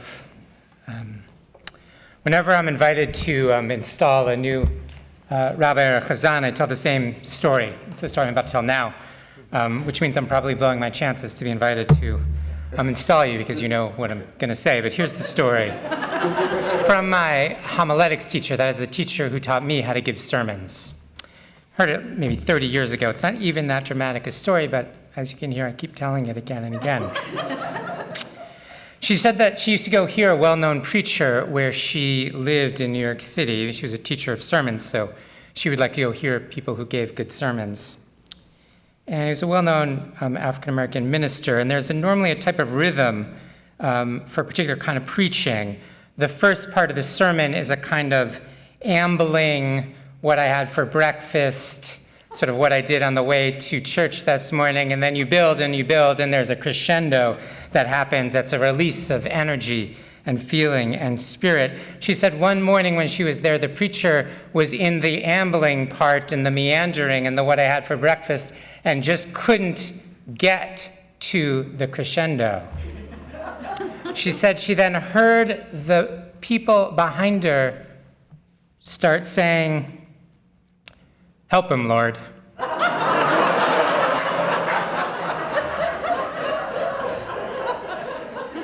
That's the whole story. I tell it at every installation because I want people to recognize something that they understood that I think is sometimes lost in Jewish communities. Those parishioners understood that for them to pray, for them to feel the energy, they needed their preachers to lead them. They prayed so that he could pray, so that they could pray. I'm so glad the two of you chose Psalm 150 to end on, because it's the prayer of the Chazan. Psalm 150 is the last psalm, the crescendo of psalms, if you will. Praise God with trumpet, with strings and harp, with drum and dance, with organ and flute. Praise God with crashing cymbals. Let every living thing praise God. Here's the thing. I don't play trumpet. I don't play strings. I don't play harp. I don't drum. I dance. It's not great. I don't play organ, and I don't play flute. I suppose I could figure out how to crash a cymbal. It's not that I think God wouldn't want or accept my crude attempts, but I don't think any of those are kind of the choicest offerings. In other words, even though the psalm says, "Let every living thing praise God," I need you to help me praise God. I need those who've dedicated their lives to praising God with strings and guitar to help me praise. We need you to help us praise. Help them, Lord. Help them help us. Help them to help us praise. Help them to help us sing. Help them to help us call out in joy and pain. Help them, Lord, to help us then indeed kol neshama tahalel Yah. Every living thing can praise you. Mazel tov.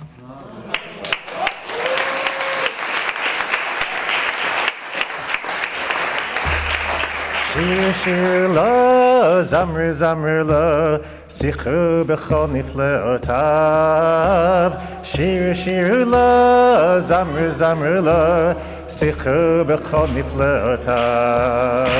Yadadanda yadanda yadadanda yadanda yadanda yadanda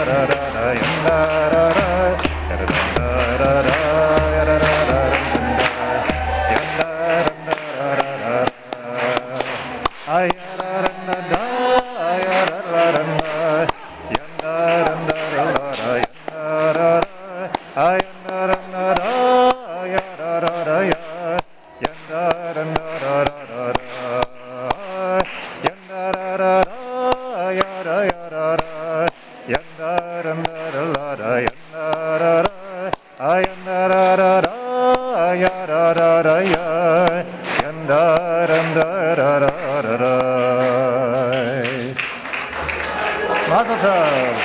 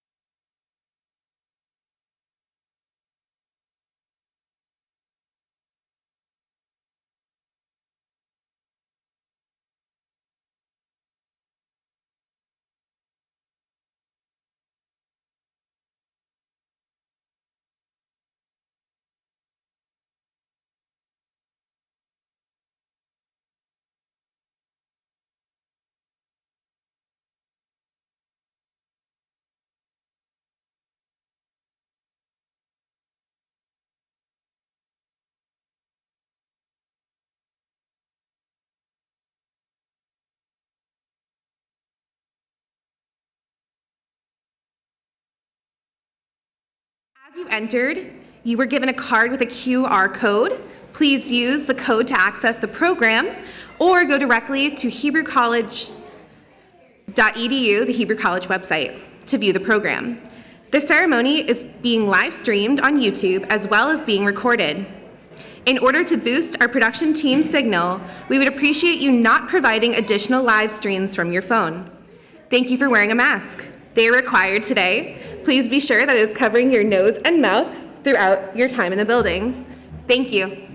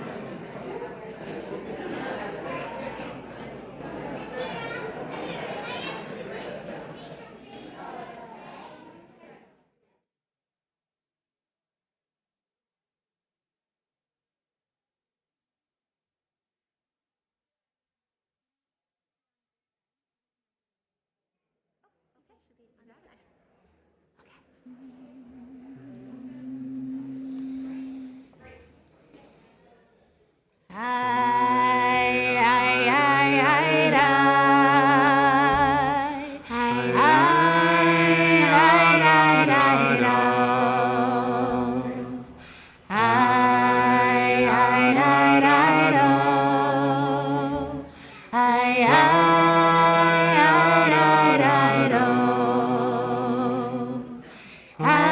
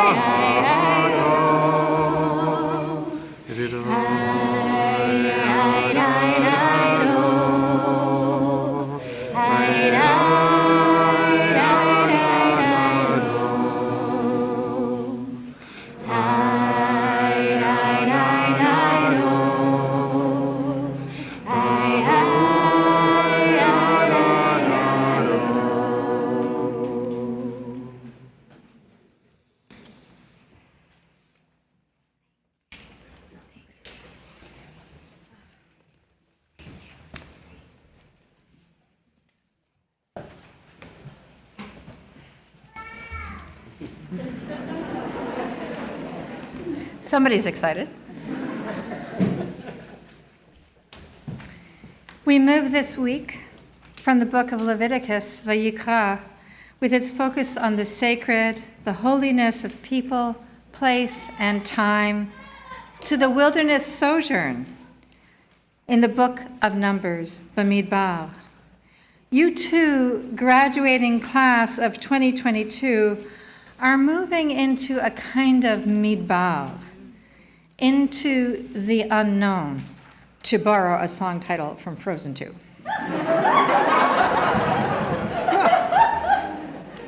How will you take the holiness with you? How will you carry the sacred out to the people?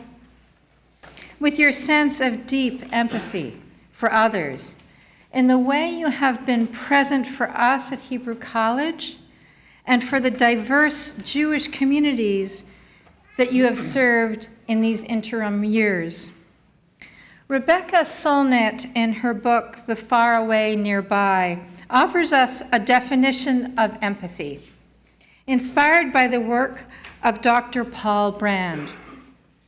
He discovered the long-term effects of leprosy when patients could no longer feel their nerve endings, the pain from cuts and bruises, from burns and wounds.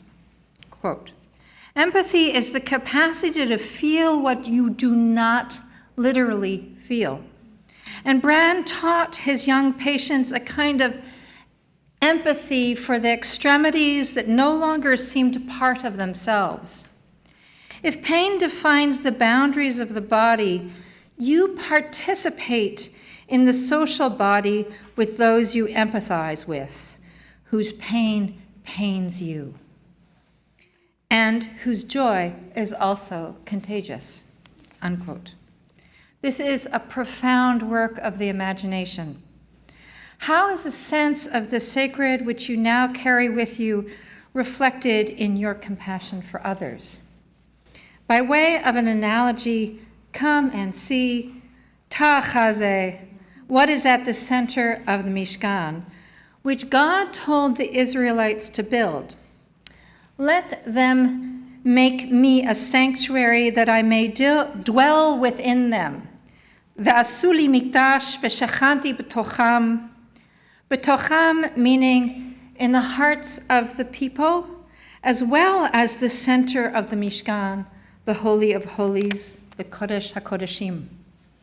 In that center was the Ark, the Aron, a golden box containing the tablets of the law, Luchot HaBrit, and a cover, the Kaporet, also called the mercy seat, was laid over the ark precisely the same length and width as the ark itself, 2.5 cubits by 1.5 cubits, featuring 2 angelic figures, chuvim, at either end, all made of one solid piece of hammered gold. The divine presence would descend in a dense cloud into this most holy place above the cover and speak to Moshe between the angel's wings. Yet how thick was the cover, the mercy seat? The biblical text does not say, so the Talmud speculates in Masechet Sukkah. It was 1 hand breadth, a mere tefach. God never descended below the cover, below the 1.5 cubits and 1 hand breadth, and Moshe never ascended above that line separating heaven and earth. There is a Celtic proverb that speaks to that boundary line. Heaven and earth are only 3 feet apart, but in the thin places, that distance is even smaller. You live in the thin place. As rabbis, you are that bridge between the divine and the human. Through your compassion for others, your ability to feel with and for others, in pain and in joy, you bridge the distance in between. God resides in that thin place. May you be the mercy seat, the kaporet, that hand breadth between heaven and earth, in serving the Jewish people with your compassionate hearts.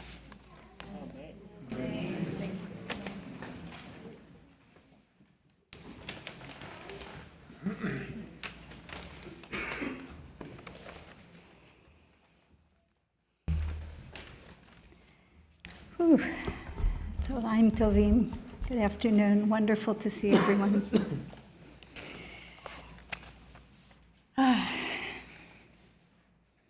This coming Saturday night, as we stand once again at Sinai, a trembling people before a trembling mountain, we do so both as a community and as individuals. A midrash from Pesikta de Rav Kahana offers the following image of the revelation at Sinai. Quote, "The divine word spoke to each and every person according to their particular capacity. And do not wonder at this, for when manna came down for Israel, each and every person tasted it in keeping with their own capacity. Infants, young people, old people, and if each and every person was enabled to taste the manna according to their particular capacity, how much more and more was each and every person enabled according to their particular capacity to hear the divine word." The Midrash invites us to imagine ourselves together and alone in a crowd at the foot of the mountain. All of us part of a covenantal community that is striving to live in relationship to the divine call. Each of us hearing it in a way that is as intimate and untranslatable as the taste of manna on the tongue. It's an image that's both beautiful and a little heartbreaking. It demands tremendous humility, a true acceptance of my own partialness, the limits of my own perspective. And yet beyond humility, there's also the promise of something else.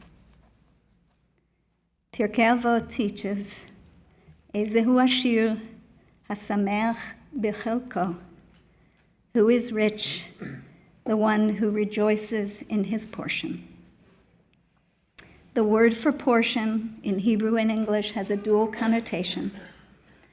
Our portion refers to our particular destiny in life, the blessings and burdens that we have uniquely received.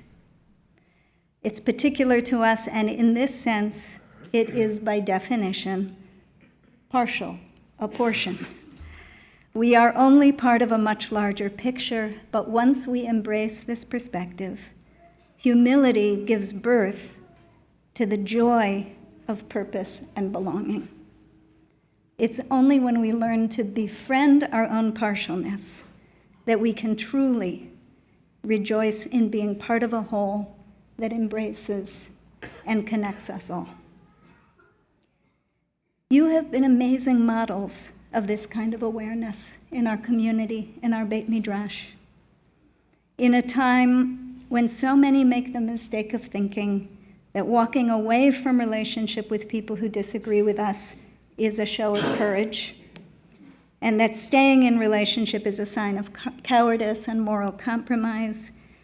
You have modeled the courage of sticking it out, staying in conversation and in relationship, even when you find yourselves deeply challenged by someone else's perspective. Our community, our Torah, has been deeper, more expansive, and more joyful because of you. I want to invite us to extend this awareness for a moment beyond the boundaries of human conflict and community into the realm of song, the song that all of creation is singing to the Holy One. Last year, sometime in the heart of the second winter of the pandemic, I learned from my brother, Rabbi Stephen Cohen, Santa Barbara, about Perek Shirah, an ancient Jewish text of unknown origin that sees all of creation singing and praying. Perek Shirah asks about each creature. What does she sing? What does the day sing? What does the night sing? What does the wind sing? What does the ocean sing? It turns out that according to Perek Shirah, each one of God's creatures has a particular verse that it sings. The sky sings, Hashamayim mesaprim kvod el. The heavens declare the glory of God. And the ocean sings, Mikolot mayim rabim adirim mishberei yam. Above the voice of many waters, the mighty breakers of the ocean. The rooster sings, how long will you sleep, lazy person? When will you arise from your sleep? When the cat catches a mouse, it sings, I have pursued my enemies and overtaken them. And the poor little mouse, according to Perek Shirah, sings, I admit that I deserve this. The rivers, the mountains, the fig trees, the pomegranate, the palm tree, the olive tree, the dove, the vulture, the swallow, the crane, the fly, the grasshopper, the whale, each one of them sings to God a verse especially assigned to them from Scripture. And the frog sings.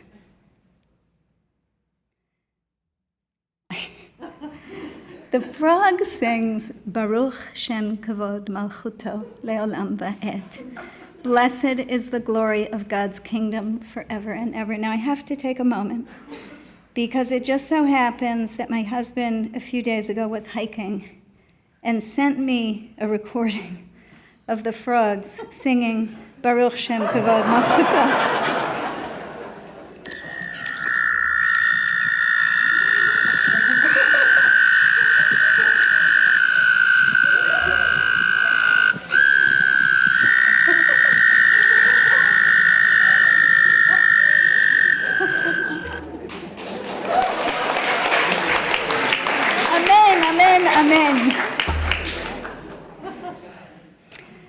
When you find yourselves lost among all the words that we humans scatter to the wind, when you find yourself a little too sure that you have all the answers, or when you find yourself feeling that you have absolutely no answers at all, nothing to contribute to the cacophony of human arrogance and strife, listen to the frogs.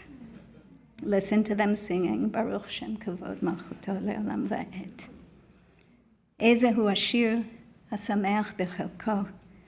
May you find great joy in remembering that you are part of a whole greater than we can even begin to fathom. Beyond all our arguments, beyond all our words, is a reservoir of song. From time to time, may you remember to bow your knee, your berech, drink deeply from it, and be replenished with bracha v'simcha, with blessing and with joy.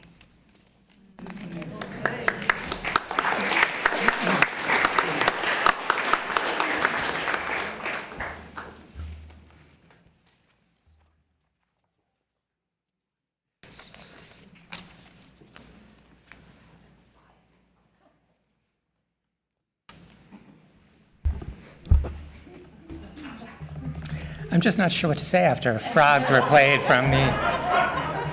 There's got to be a joke here somewhere. But some of you will. Good afternoon. There'll be a brief, very brief, 2-second interactive opportunity to guess the next line of what I'm going to say. Be prepared for that. It's coming. This is the centennial of Hebrew College.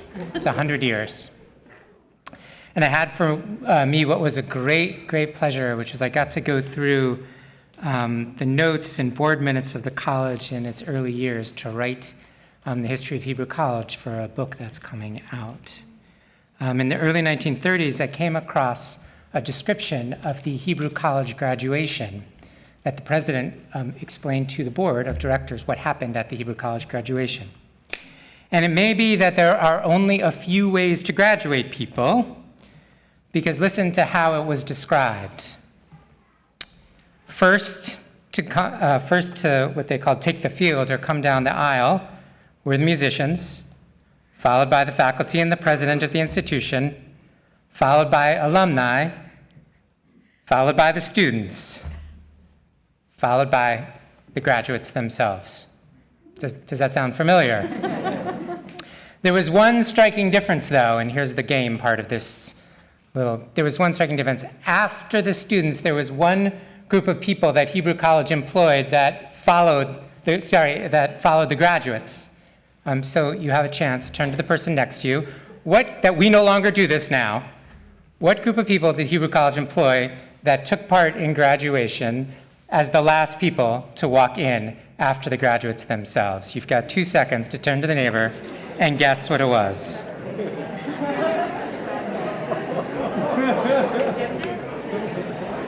Say it again. Gymnasts. The game is over. I'm sorry, it's 2 minutes, 2 seconds. That's it. The answer is frogs that were singing. You can let me know afterwards if you had the right answer. The answer is the medical staff of Hebrew College took the field afterwards. Hebrew College used to have a medical staff. Why did we have a medical staff? Because Hebrew College was hard. You can ask our graduates. They probably could have used a medical staff along the way. Hebrew College had a medical staff because it was an age when accessing medical care was even harder than it is now, and they saw it as their mission to take care of students, some of whom, particularly in Depression-era America, had little money. And Hebrew College was a home that cared for people. So we don't have a medical staff anymore, although I'd like to think we cared for you guys a little bit along this journey. But I want to acknowledge at this moment that there were people who did care for you who are here today. I want to acknowledge for a moment the partners and the parents and the dear friends of the graduates who took care of these graduating folks during these 5 years, because it was not easy, who helped them and nursed them to reach this moment. You are marching as well, right behind these folks who are graduating. Thank you for everything you've done for them. Mazel tov to you all as well.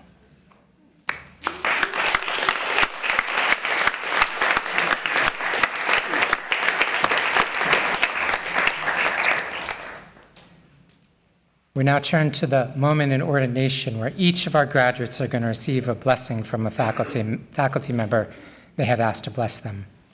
They'll first receive a talit from a different faculty member and spend a moment readying themselves to receive that blessing. This is the moment where we say to each of our graduates, we see you. We see you individually for who you are and the gifts that you bring. I'm going to ask Frankie to come forward first, and I'm going to ask Rabbi Jordan Schuster to come and put the talit on Frankie.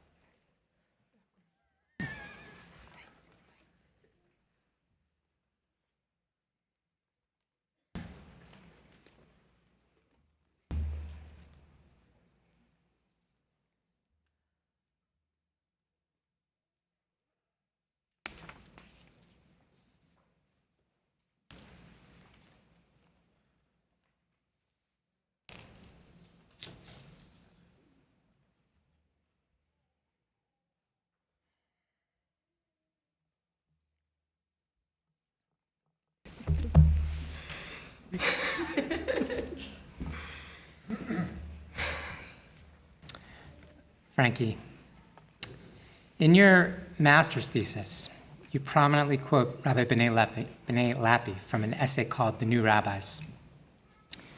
B'nai writes, "The visionaries who picked up the pieces of a shattered Judaism 2,000 years ago, after the destruction of the Second Temple and the crashing of biblical Judaism, were courageous, creative, out-of-the-box thinking, fringy radicals.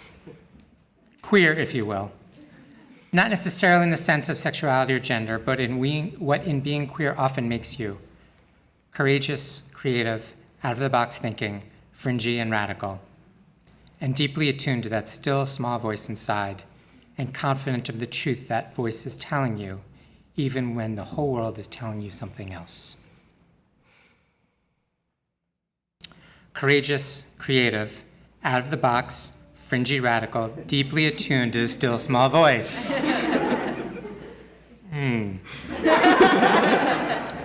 I think if we added menschlich, funny, deeply humble, but does not let that humility stop them from raising their voice, we have Frankie.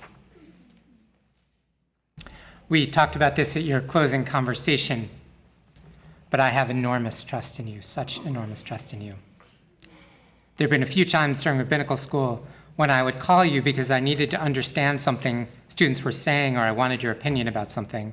And I would ask you to explain to me on behalf of all Hebrew College students what in the world were the young people thinking.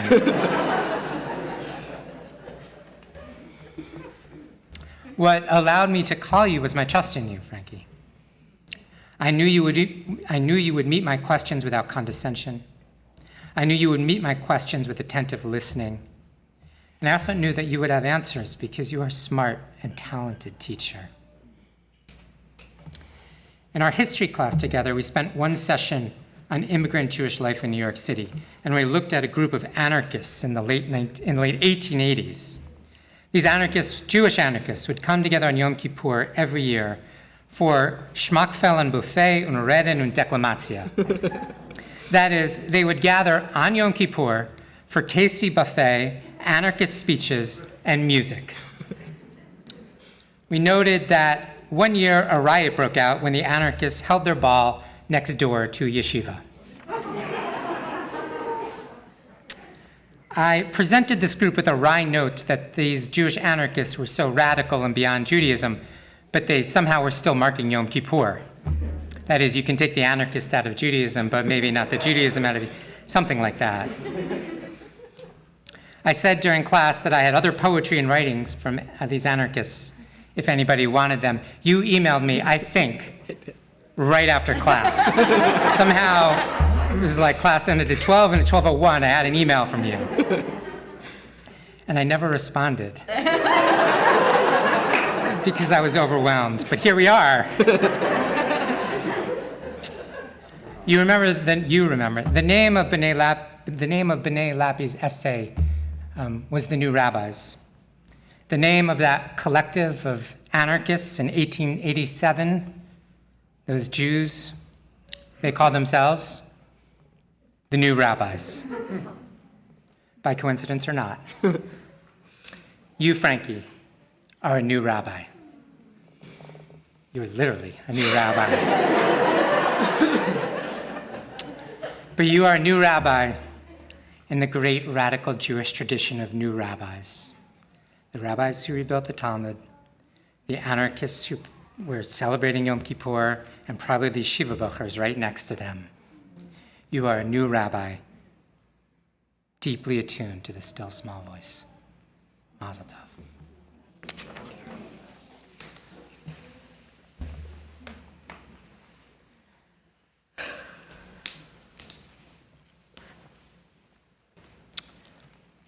We're going to ask Sarah Blumenthal to come forward and Rabbi Jane Kanarak to put on her tallis. Following, Rabbi Daniel Klein will give Sarah her blessing.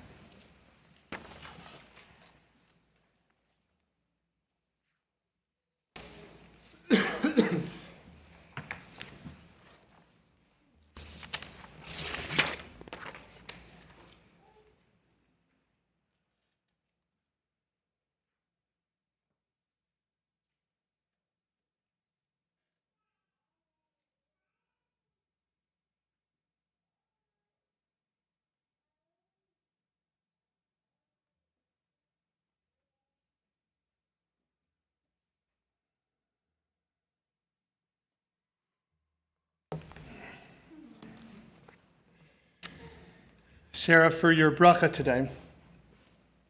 I'm drawn to some fundamental words of our tradition. Baruch atah Adonai. Baruch, blessed, connected to Berkayim, the bending of the knees, an acknowledgement, a submission. As our teacher, Rabbi Nehemiah Polin, writes, to bless another is to acknowledge that individual's essential worthiness, to affirm one's personhood, to offer a gesture of salutation. Atah, you, the specificity of recognizing a distinct other, implicitly reaching for relationship. And Adonai, Yud He Vav He. Our traditions attempt to understand and name God in God's fullness as the all, everything, the Ein Od Milvado. There's nothing else besides God. The experience of distinction in this word Adonai, exalted in the Baruch Atah, prior to this, is revealed as a fragment with the Adonai, a truth on the way to the grand truth of unity. These three words, among the most familiar in our tradition, take us on a journey of consciousness. They introduce a practice of preparing for and responding to all the discrete actions that fill our days. And within them, we can find all that follows in our bracha formula, a pilgrimage of increasing intimacy and responsiveness to the sacred. They invite us to shape our lives in reaction to the awareness that the world we live in and the lives we live are gifts entrusted to us for a brief time, and our role is to nurture, to treasure, and to pass on. I turn to these essential words as we bless you today, Sarah, because they are, as Rabbi Akiva hopes words of prayer will be, shkura b'fich. They flow from you. To be in your presence is to be with someone who exudes a sense that God's presence is a simple, natural fact of existence, one that hardly needs mentioning and also demands to be responded to. Whether you are calm or excited, sharing or listening, you are a channel for the unending flow of divinity that is always coursing through and sustaining reality. It shapes your basic posture as one of humility, compassion, and responsibility. And it inspires a sense of calm and trust in those who have the great privilege of being with you. A repeated refrain I've come to hear in planning various programs with your fellow students over the years, particularly when there's something complicated for our community that needs attending to, is, let's ask Sarah to do that.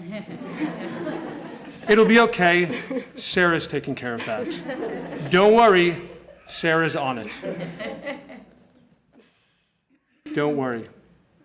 Sarah will take care of that. No doubt this trust has to do with your skillfulness and knowledge, which are abundant and tremendous, but fundamentally, I think it's about the precious gift that you give to all of us, the gift of God's presence, just through how you are.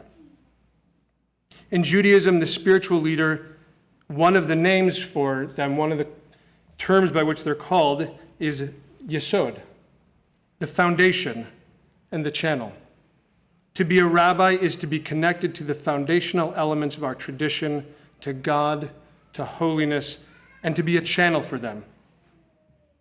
Sarah, by disposition and by hard work these many years, you are and have become a rabbi in the fullest sense of the word. May you continue to sense God's presence in your life and open that flow for all who have the privilege to be in your presence and call you their rabbi. Mazal Tov. Thank you.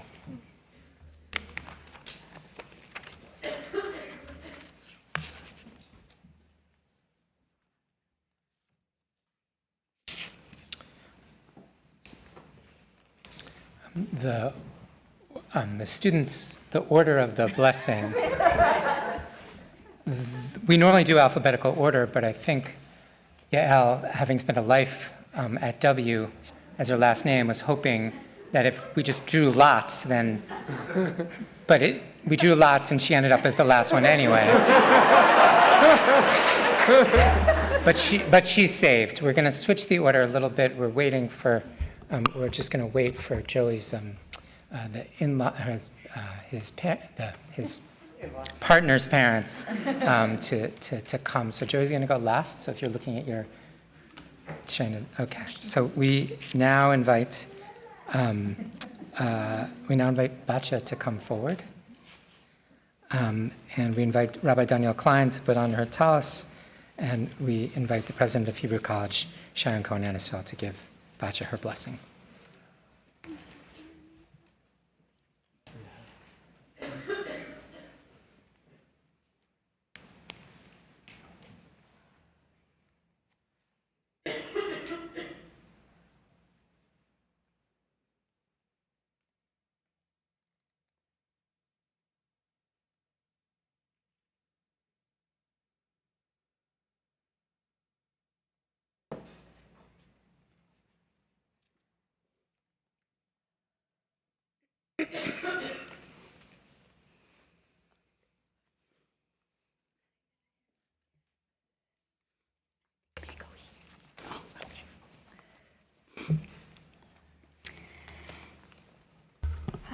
Batya. A few years ago, in a beautiful drash on Parshat Lech Lecha, you wrote about the divine call that beckons us toward movement from the moment of our birth. Do you remember? In it, you offered the following image. We come into this world by moving through a dark passage after growing for months in the womb. Once outside, we naturally begin to reach, to crawl, to walk, and then to run. We are designed to go forth. Batya, from the moment you arrived in our midst, you have been reminding us that we know how to do this, to move, to breathe, to dance, to stretch, to sing, to growl. We're not going to get into the growling right now. Reminding us during a long day in the Beit Midrash or on Zoom that we actually have bodies attached to our heads. Chasdei Hashem. You have also taught us about the movement of heart, mind, and spirit, about what's possible when we stretch the muscles of our hearts and build bridges to one another across difficult divides, or what's possible when we allow tears to flow.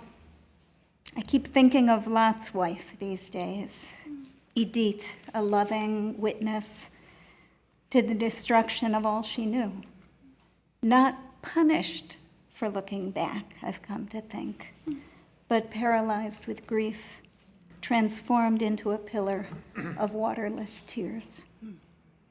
You teach us to let love and grief flow through us so we can continue to move forward in a world filled with so much pain and loss. You've shown us what can shift within us and between us when we listen carefully to one another and to ourselves. At your closing conversation, you spoke about the rabbinic teaching, Kol Yisrael, Arivim Ze Bazeh.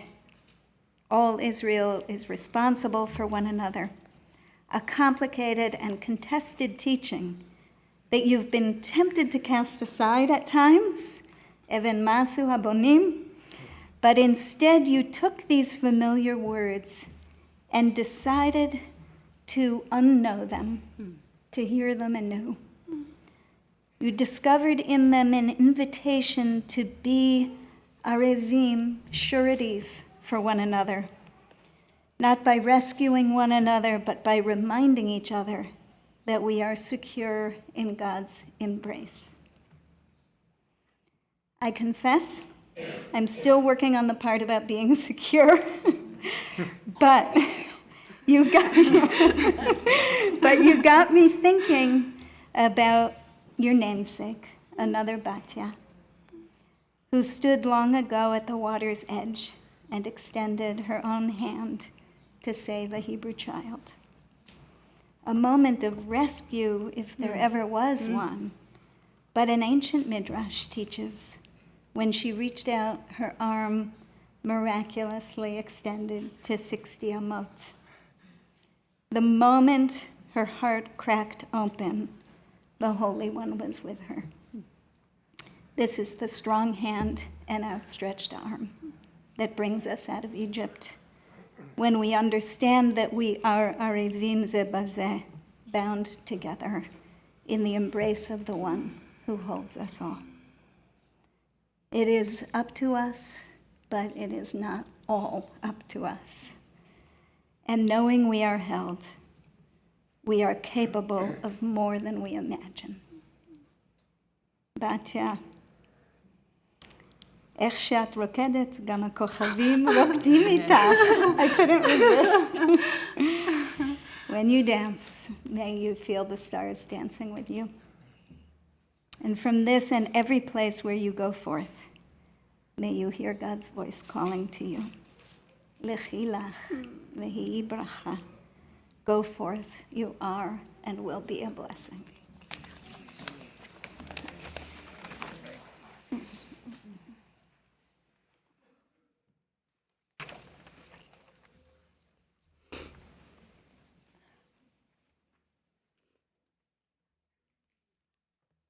We're going to ask Genevieve to come forward, and Rabbi Daniel Klein, Rabbi Sharon Cohen-Anisfeld to put on Genevieve's tallis, and Rabbi Daniel Klein to offer a blessing to Genevieve.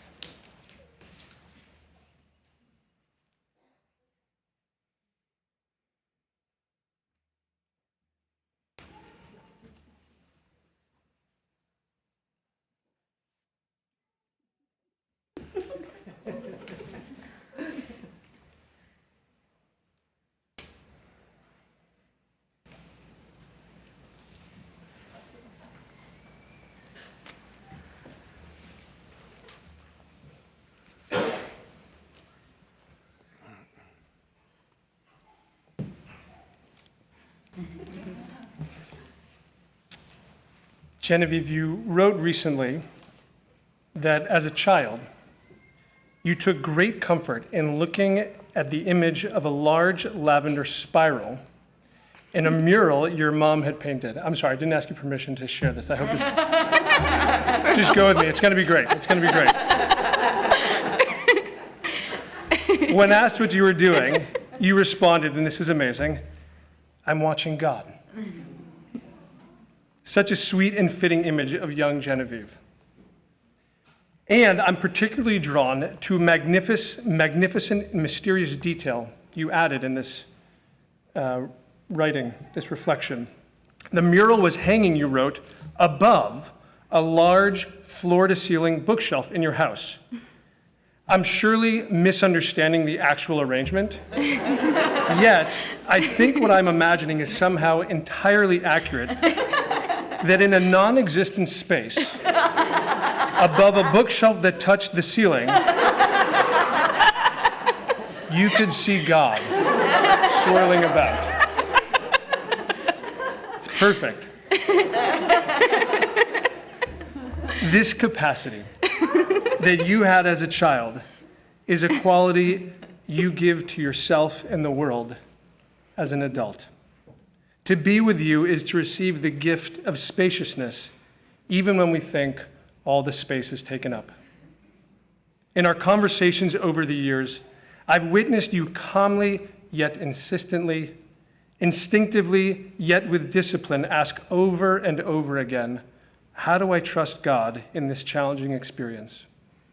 How do I find the spaciousness that is surely hidden within or swirling around this pressing question that's on my mind and heart? This quality is a gift you give to yourself and the others around you. Though the purpose of our conversations was to support you, I always left our conversations more spacious, more inspired, and so excited that you were becoming a rabbi. In the spirit of our own spiraling, swirling conversations, let me shift the image entirely to offer you a bracha. In the remarkable moment that Sharon just mentioned from the book of Exodus, we meet Bat Paro, Batya, as she encounters infant Moshe floating by in the basket in the Nile. The Torah says, "V'tereh et hateva betoch hasuf, v'tishlach et amata v'tikacheha." She saw the basket among the reeds. She sent out her maidservant, and she took it. As it happens, Masechet Sota is the source of the midrash that Sharon was quoting, which you know well from your capstone. Teaches that tishlach et amata can also mean she sent out her arm. In this reading, Bat Paro physically reaches out to save Moshe instead of sending a servant.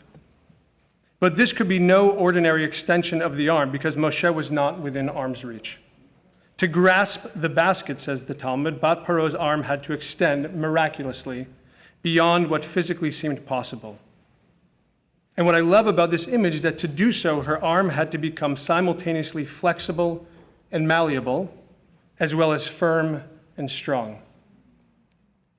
I offer this as a model of you as a person in the world and now as a rabbi. You see the person floating by, in some way crying out, min hametzar, from the narrow place, and your mind, heart, and spirit instinctively extend. Find a way to the person, impossibly, subtly, surprisingly, gently and firmly reaching out to care, to respond, b'merchavya, from the spaciousness of the Holy One, to help them experience the swirling presence of God as you do, even when it seems like there's no space available. May you see, lovingly accept, and continue to nurture this exceptional quality to be able to sense and share God's spacious presence. And when you are in need of replenishing, may you turn within and to the people and practices that nourish you, that love you, and believe in you to help restore you. You are indeed a rabbi, and we are all better for it. Mazal Tov.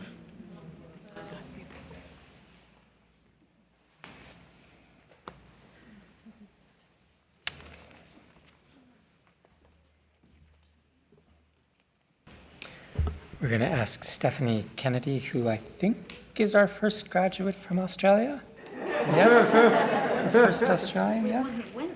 We went to, yeah, but our first, we're going to ask Rabbi Jane Kanarak to come forward and put on Stephanie's talis, and Dr. Rabbi Rachel Edelman to give Stephanie her blessing.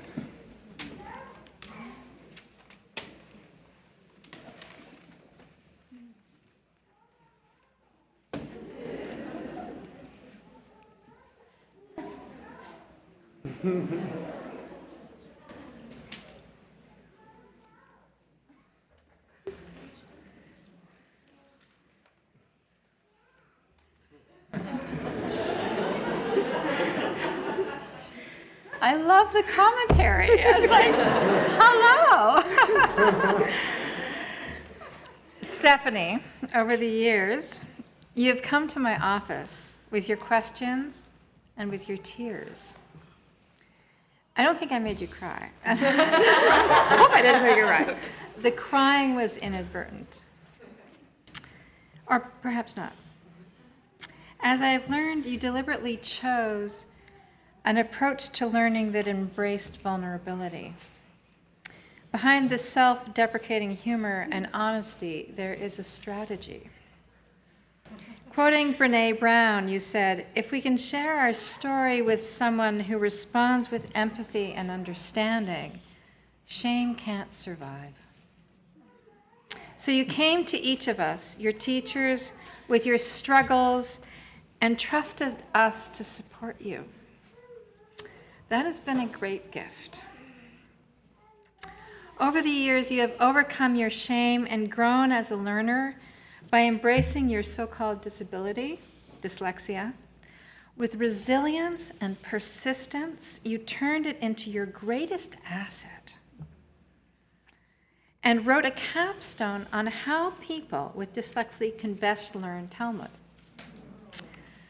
Embracing vulnerability has led to trust to faith, emunah, which I will broadly describe as the artisan work of the heart, of the omen. Faith as a craft. I also recently learned that you were an architect by training. No, my dad is. Your dad is. Okay, good. Oh, thank you for correcting. Okay.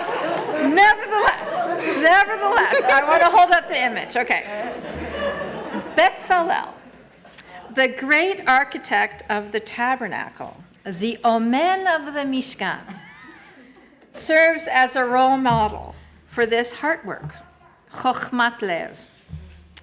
Ramban, on the choice of Betzalel, marvels that such a great, wise-hearted man who knew how to work with silver and gold, cutting stones and carving wood, could have emerged out of the harsh labor of mortar and brickwork in Egypt.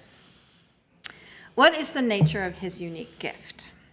We read in the Babylonian Talmud, Masechet Brachot, that when Moshe gave his instructions over to the master craftsman, he started from the inner furnishings outward. Make an ark and vessels, and then the tabernacle. And Betzalel corrected his teacher and said, the vessels that I make, where shall I put them? Maybe God meant to tell you the following: make a tabernacle, ark, and then the vessels. And Moshe responded and said, perhaps you were in God's shadow, Betzalel, and you knew. Shema Betzalel ha'ita v'yadata. So there are 3 blessings that I want to convey to you from this teaching. Betzalel intuitively knew that one had to build the outer structure, the walls of the tabernacle, before furnishing it with holy vessels, moving from the outside inward, though it differed from the original orders that God had conveyed to Moshe in Truma Tetzaveh. So first of all, Stephanie, may you trust the order of your own heart work. Secondly, Betzalel had enough courage and trust in his teacher, Moshe, to correct him. May you continue to trust your teachers and challenge your Torah learning.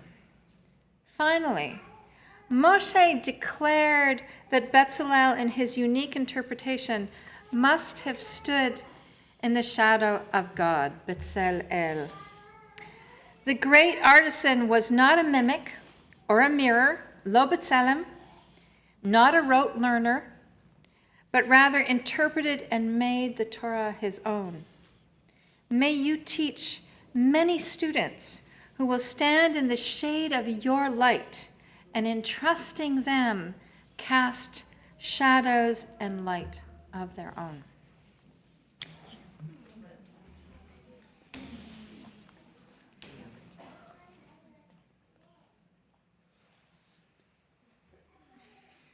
Those cheers are beautiful cheers. Oh my gosh.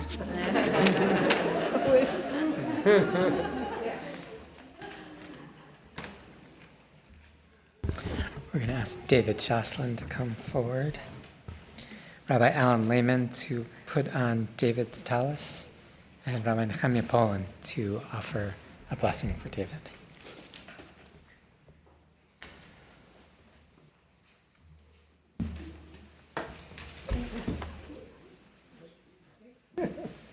I got you.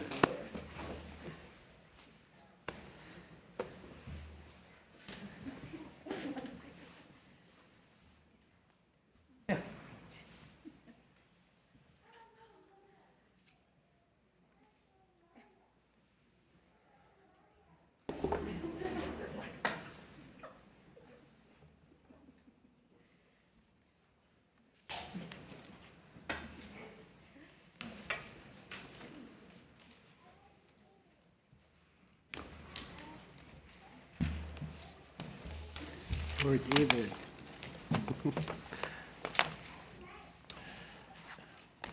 The Zohar Chadash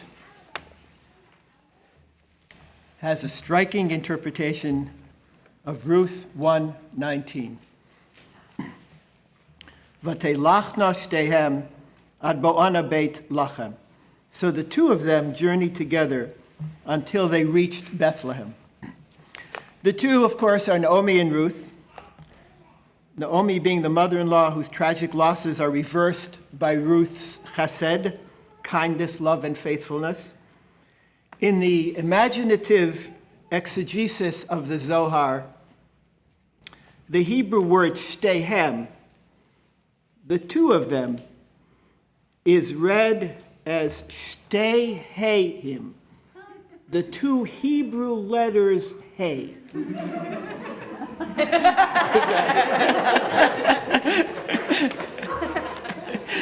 It's one way of reading it. The first hey being the Sphira Binah, the supernal mother, the divine manifestation of discernment. While the second hey is Malchut, sovereignty, called, in Zoharic language, the lower mother, the interface between the divine realm and the physical world. So, in their journey from Moab to Bethlehem, the two women walked together, now in tandem, no longer as wizened superior and novice subordinate, as older and younger, as teacher and student, as learned insider and fresh-faced outsider, but as parallels, side-by-side partners who give and receive in total equality and reciprocity. That is to say, the two heys are reconfigured from this position to this position. David, your capstone project examined conversion themes from the book of Ruth, as explored in Masechet Yevamot. You were so inspired by the famous words of Ruth, "Wherever you go, I will go. Wherever you stay, I will stay. Your people will be my people, and your God, my God." These words in this story invoked in you a search for peoplehood and a yearning for Judaism that you have so richly and deeply fulfilled. As you note, this is a love story based on mutual respect and admiration. Your journey to the rabbinate has not always been easy, but you have met all challenges with courage, persistence, and grace. In our studies together, you have been an eager and active learner, keenly seeking the transformative wisdom of the mind and of the heart. You have found your own personal voice. You admire Maimonides for the elegant structure and masterful conception of his writings, as well as for his universalism. But you are drawn to those thinkers who emphasize the special nature of the Jewish people. As you put it, I am a particularist. I have more comfort in talking about what makes Judaism so great. This full-throated enthusiasm has energized your internships, where love of Judaism and of the people you met enable you to build and rebuild vibrant communities, finding green shoots and sparks of light in all places. Winthrop. You understand that leadership means the ability to listen, to be open and vulnerable, to see congregants as partners in a joint enterprise, the very same shared journey that Naomi and Ruth took long ago. You know how to be a leader like Naomi and a seeker like Ruth. But even more, you know that seeking and leading are ultimately one and the same. David, you move with a sweet gentleness that is not just a resource in your clerical toolkit, but a core feature of your personality. You convey to others two qualities that are often in short supply in this world. The first is dignity, and the second is hope. May you continue to be blessed and to bless others, to touch lives with that noble dignity and that buoyant hope. Amen and Mazel Tov. I'm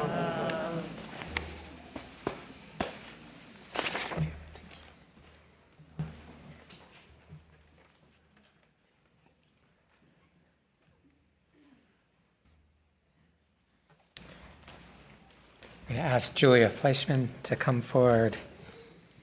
Rabbi Sheena Rhodes is going to put on Julia's tallis, and Rabbi Jordan Schuster is going to offer a blessing.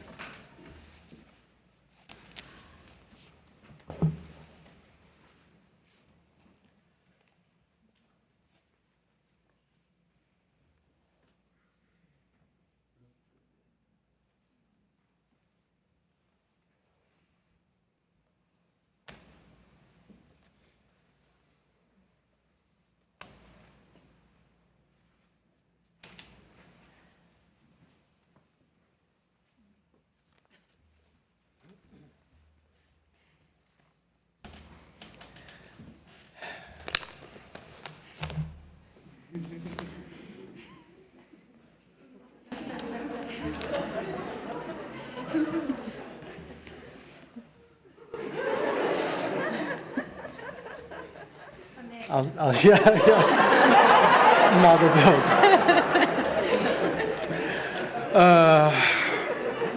I think that beginning with some laughter might be useful. Julia, during your closing conversation a few weeks ago, you offered the faculty a source sheet, characteristically beautiful, both in terms of its ethical commitments and its aesthetic design. At the top of the sheet, you placed the drawing of a human hand, opened and extended. Below the drawing was a short piece of Gemara, which described Rabbi Yochanan, a 3rd century sage, opening his hand and presenting its strange, somewhat morbid content. Dain Garma de Asira Abir. He asks, is this not the bone of my 10th child? Rabbi Yochanan's is a dramatic question, an anguished gesture, a sign of overpowering, incalculable grief. As the tale continues and time flows on, we see Rabbi Yochanan, however, put the bone of his child down. We see the palm of his hand fill up with space. We see him offering this space to others, that they might unfold their grief through that space to him. Yochanan's tale concludes with him standing in the pitch-dark room of his friend Rabbi Elazar. Elazar is weeping. Yochanan asks about his tears. Elazar answers, Lahai shufra de vale be'afara ka bechina. It's because all this beauty withers to dust that I weep. At which point Yochanan reaches out his hand to his weeping friend, his hand being described as glowing with space. Elazar takes it, together the two rise up, and they commit to tend to the preciousness, fragility, fleeting but inevitably returning beauty of the world once more. Julia, I cannot honestly imagine a better text to capture so precisely the gift of what you do. The way you reach out your hand, glowing with space, to souls so often caught in the narrowness and constriction of grief. You offer us space, you offer us courage, we open, the grief and time opens with us. A personal example. Last November, you and I sat in my office learning the strange and magical book, Sefer Raziel. We had just completed a section in which Adam, having eaten of the tree of knowledge and having therefore learned of death, finds himself in exile. Ve'az hipil Adam techina. And it was at that time, the book tells us, Adam threw down, hipil, the first prayer of existence. You paused, you pulled out a set of watercolors, and you had us paint what it first felt like for us to learn of death, what it first felt like to be cast out of an Edenic sense of safety, what it might mean to, quote, throw down a prayer to God as a response. I still have the painting I made with you that day in my office, a memento of the space you helped me to carve out, offering a prayer in the face of grief, and a reminder of the importance of offering this kind of space to others.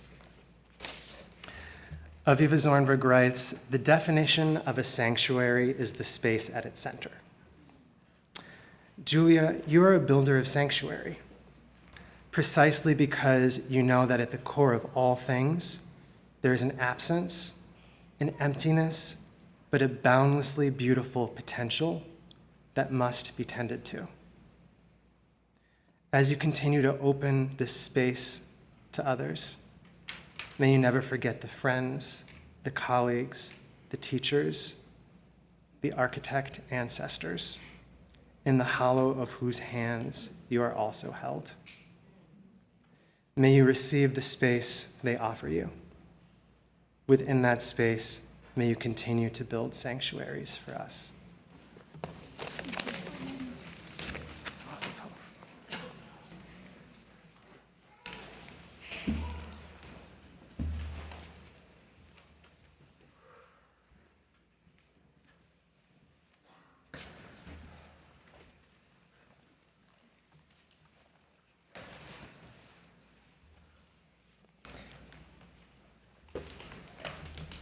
We call up Talia Laster, who will have her tallis put on her by Rabbi Nehemiah Poland, and Rabbi Jane Kanarak will offer a blessing.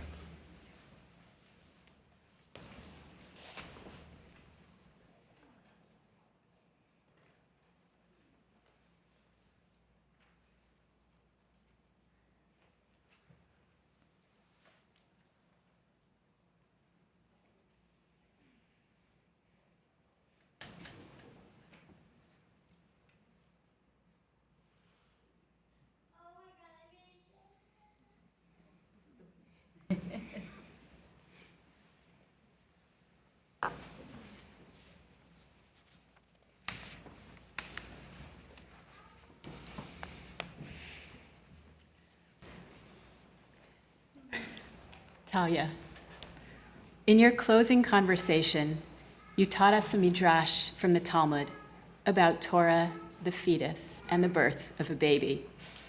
Yet I want to begin with a slightly different version of this midrash. I'm going to circle back to what you taught us. But I want to begin today with one from the Tanhuma.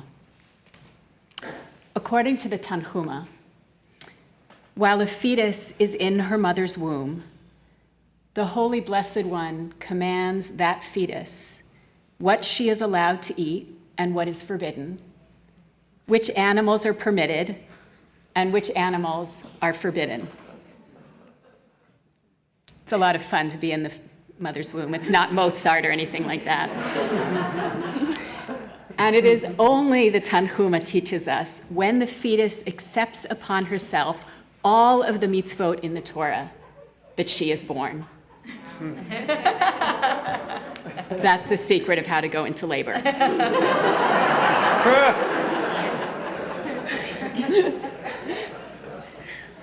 So what this Tanhuma is actually teaching us, in addition to labor, it is teaching us that we come into the world with complete knowledge. We are each, in your words, a bor sud, a sealed cistern. Our task as Jews, in the image of the Tanhuma, lies in fulfilling God's mitzvot, the knowledge that each of us is born with.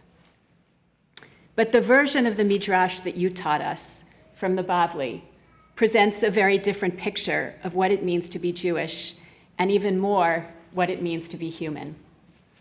This Bavli Midrash that you taught us tells us that while the fetus is in the womb, we, all of us, teach it the entire Torah. And when that fetus is born, an angel strikes the baby on the mouth, causing it to forget all of the Torah she has learned, the nourishment that she received in the womb. As you taught us, this is an astonishing moment. The Bavli imagines each of us once knowing the entire Torah, forgetting the entire Torah, and then having the task in our lives of relearning that Torah. The task of the teacher, you said, is to help her students feel that they have always known that Torah that they are learning. Talia, as a teacher, you enable your students to feel they have always known Torah. You have this deep gift because of your knowledge of and commitment to Torah in all of its fullness, its agadah and its halacha, its stories and its laws. Your ability to walk in the ways of the Torah gives you the grounding and ability to interpret creatively, audaciously, beautifully, and poetically. You gift that to your students as well. You are, like the medieval Tosafot, able to take a passage of Talmud and turn it around and over until it means something different than it did at the beginning of the conversation. In fact, when you are done with the passage, I can't read it differently than you did. You wonder, and your ability to wonder, to sit with the uncertain, helps all of us to wonder as well. The Bavli also teaches us that when the fetus emerges from the womb, niftach hasatum v'nistam hapatuach, that which is open closes, and that which is closed opens. Rashi teaches us that this opening and closing refers to the mouth of the fetus. The baby's mouth opens when it is born, and the place of the umbilical cord, the belly button, it closes. Talia, you teach us that living in the world requires the difficult task, the difficult process of discerning when to close and when to open.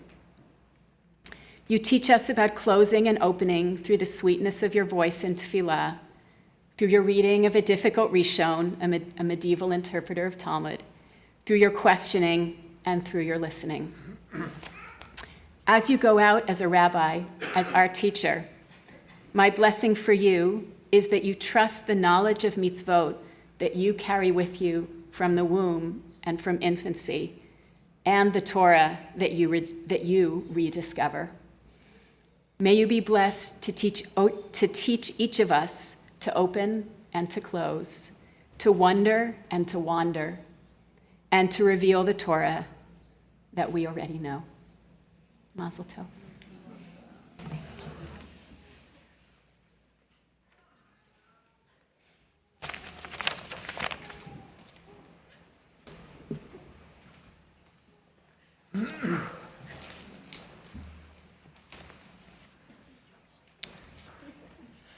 Yael Werber. We invite Rabbi Alan Lehman to come put on Yael's talis, and Rabbi Sharon Cohen Anisfeld to offer Yael a blessing.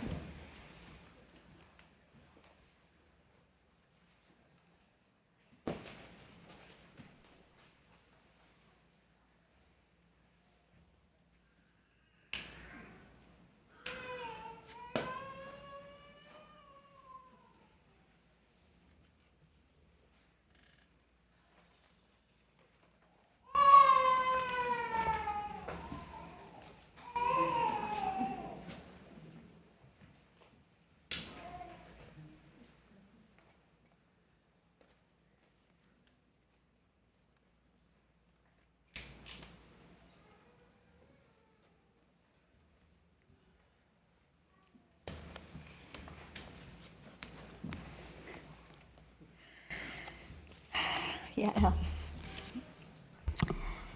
You have brought the full force of your intellectual curiosity, your love of Torah, your emotional depth, your creative capacities to the research and study of longing.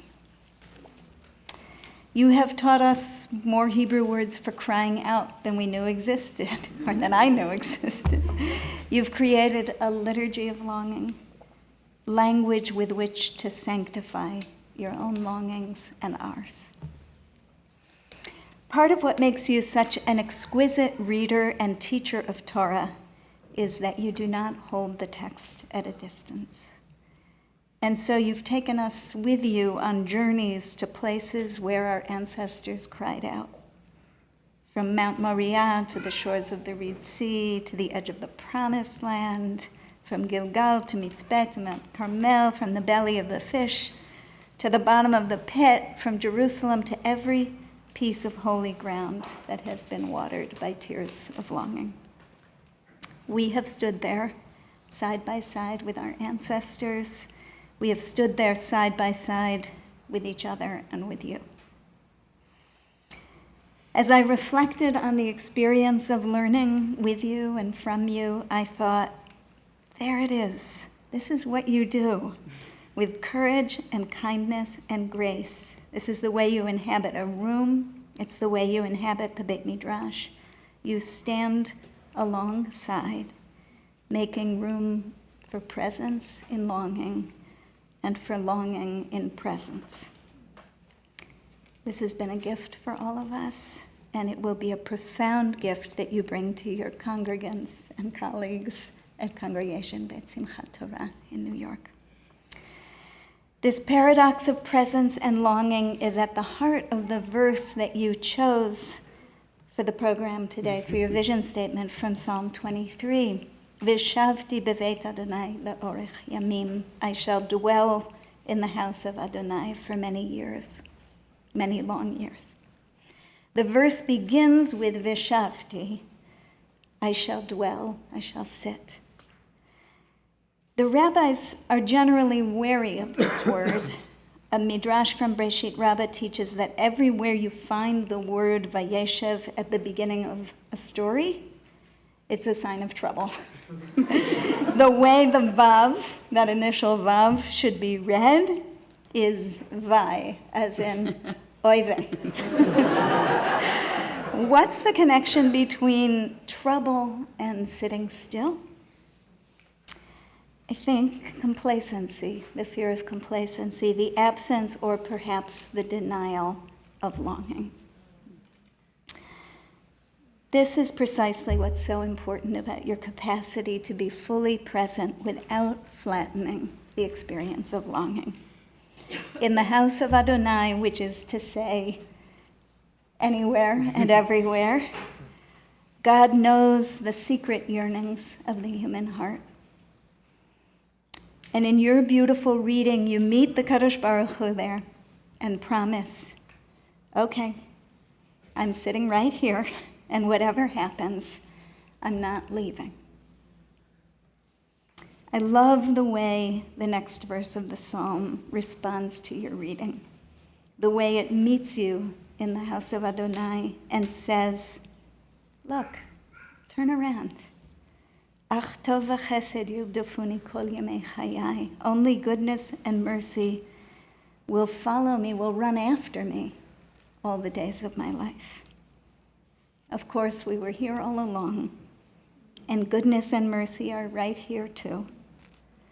I imagine them a little breathless, tapping us on the shoulder and asking us to slow down so they can catch up and walk beside us.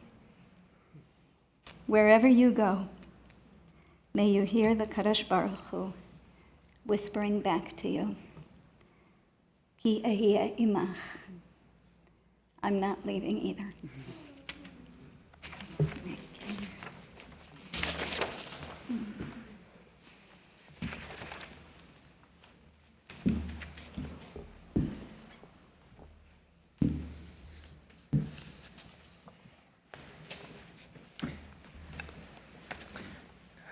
Joey Glick, and we ask Rabbi Shana Rhodes to come forward and put on a tallis.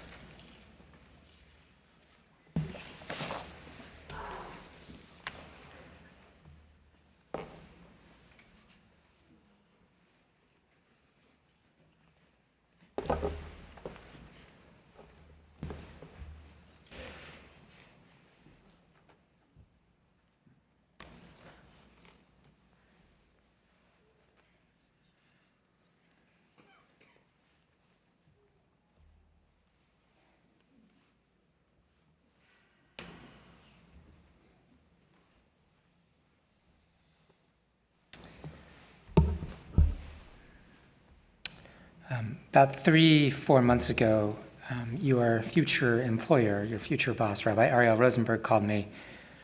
She was advertising a job, and you said you were interested, and she called me, and she said, okay, tell me about Joey. The first thing out of my mouth, without too much thought, was that, oh, she was going to love you. She's going to love you, and the congregation is going to love you. She asked the appropriate question. Why am I and everybody else going to love him? And I replied, somewhat tautologically, I guess, you're going to love him because he is so lovable.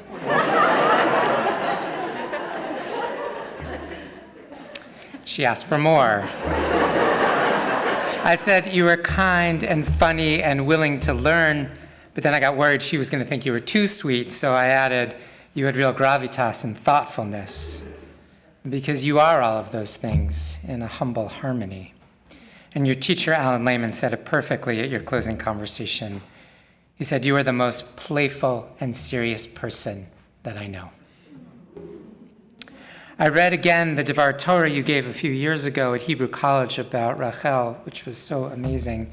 You froze the moment of Rachel falling off of her horse, noting the text says she falls, but never says she hits the ground. So you beautifully explored what it meant to be in a liminal space between things. You ended by talking about how incoming students who were there to listen to you were rising, but Hebrew College was a good place to fall. You, Joey, are a celebrator of the liminal,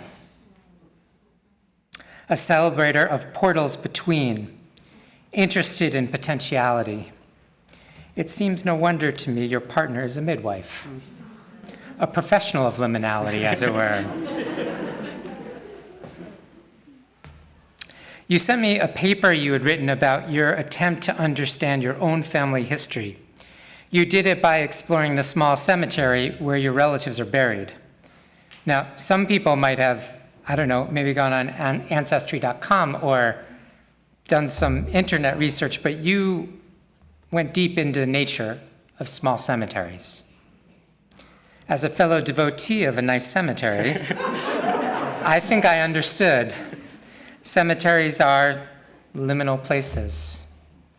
The physical space in this world, which we consciously identify as a liminal portal between our earthly existence and the numinous world beyond. You remember we began our semester of Jewish thought with a poem by Emma Lazarus, the great Jewish poet, who wrote a poem about the Jewish cemetery at Newport.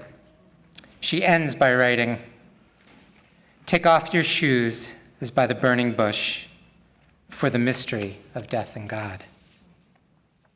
You, Joey, are deeply attuned to that mystery. This is the end of your cemetery essay, which I loved. I drove with my parents to their future grave sites. I've driven by that spot hundreds of times over the years, and each time my mom would point out and say, "We own real estate there."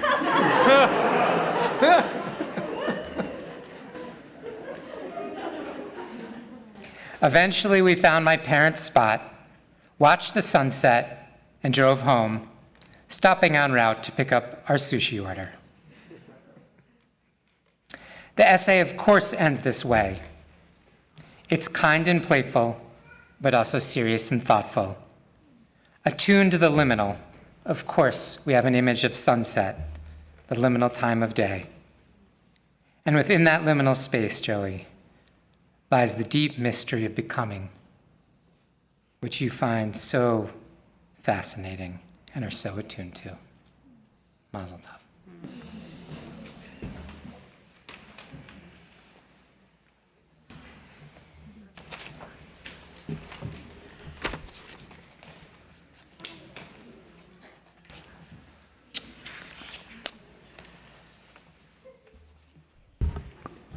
I feel like that was a lot.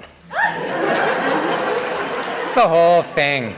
It's rich and thick and amazing. And we are going to move forward and end. And here's how we're going to end. I'm going to ask Rabbi Shana Rhodes and Rabbi Alan Lehman to come forward to read the smicha document. After they do that, Rabbi Jane Karanach will give a closing blessing. And then we will hear from Laura and Julia and Sam will come forward again to sing in Nigun as these folks press us out. Alan and Shana, if I can ask you to come forward and read the smicha document.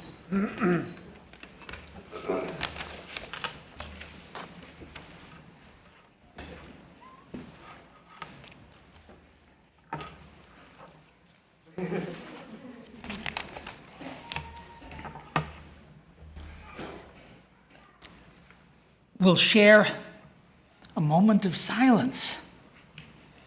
And then Rabbi Shana Rhodes and I will read the smicha document, the text of ordination. This statement expressing our trust in you and in your new rabbinate is from your teachers, as well as on behalf of the people and communities you'll be serving, and you're already serving as rabbis. So I'll ask my friends and fellow teachers to stand now.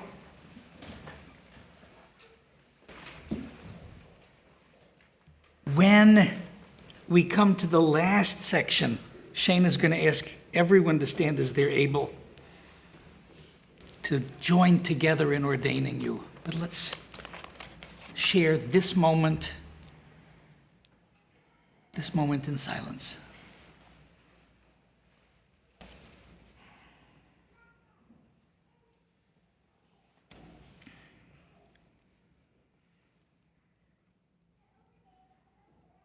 Anu, Morei Beit HaMidrash LaRabbanim Shel HaMichlala HaIvrit, Modi'im Ne'amana Ki Talmideinu Elu Shechelkam Miyoshvei Beit Midrashenu Siyemu Et Chok Limudehem. We, the faculty of the Rabbinical School of Hebrew College, give faithful testimony that these students have been devoted participants in our House of Learning and have completed the required course of study for rabbinic ordination. זה כמה שנים שקדו על התורה ועל העבודה ויגעו בהלכה ובאגדה, בנגלה ובנסתר, ובהכשרה לעסוק בצורכי ציבור באמונה. בתורת השם חפצם, ולא זזו ממנה עד שעשאוה תורתם. During their years here, they have been eager and diligent in the study of Torah, in prayer, and in service, and have studied Jewish thought and Jewish practice, searching for meaning revealed and hidden. The Torah of the Blessed Holy One is their desire, and they have been steadfast in making that Torah their own. בסוד חברים מקשיבים, עשו אוזנם כאפרכסת, וליבם חדרי חדרים, להיפתח ל70 פניה של תורה, ללמוד וללמד, לשמור ולעשות, למען קרבת ליבות עדת ישראל, למצוא כל אחד ואחת את נתיב נשמתם בתורה.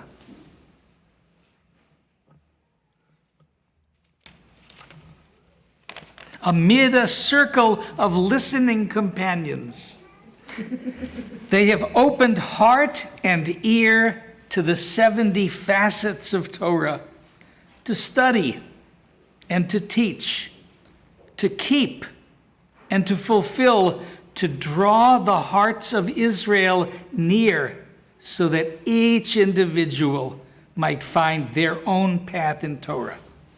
Please rise.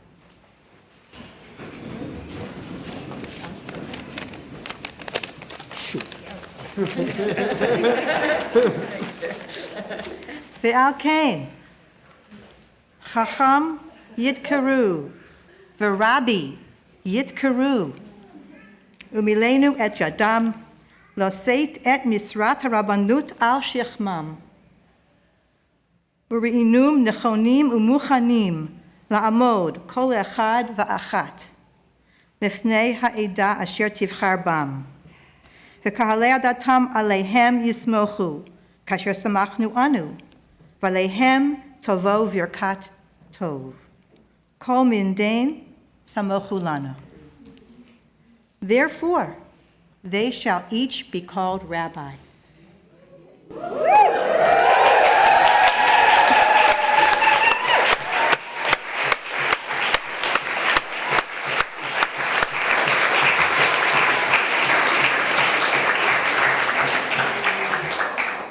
We have ordained them to take upon themselves the service of the rabbinate. We attest that they are fit and prepared to stand before communities that may rely upon them as we have in ordaining them, and may blessings of goodness come upon them. Mazal tov.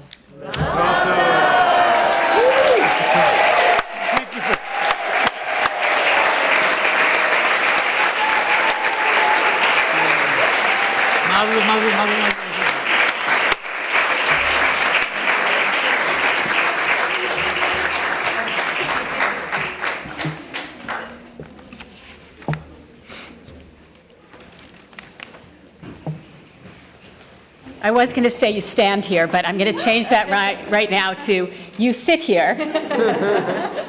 Rabbis, newly ordained, between our holy books of Vayikra and Bamidbar, the book of calling and the book of wandering. You've been called, and now it is time to go out. The book of Bamidbar tells our story of counting, of travel, of rest, of food, of protest, of doubt, of sacrifice, and of prayer. It is a tale of wilderness leadership, of Aharon, Miriam, and Moshe. In the spirit of these three whom God sent to lead us, may you be blessed. May you be blessed with the Torah of Moshe, the Torah of Miriam, and the Torah of Aharon. Torah that is already known and Torah that is still hidden. Torah that God gave from the heavens on a mountain in Sinai, and Torah that springs from the earth and a traveling wilderness well. Torah of protest and Torah of chasing peace. May you be blessed with the wisdom of presence, knowing when to stand and wait, and when to dance with joy.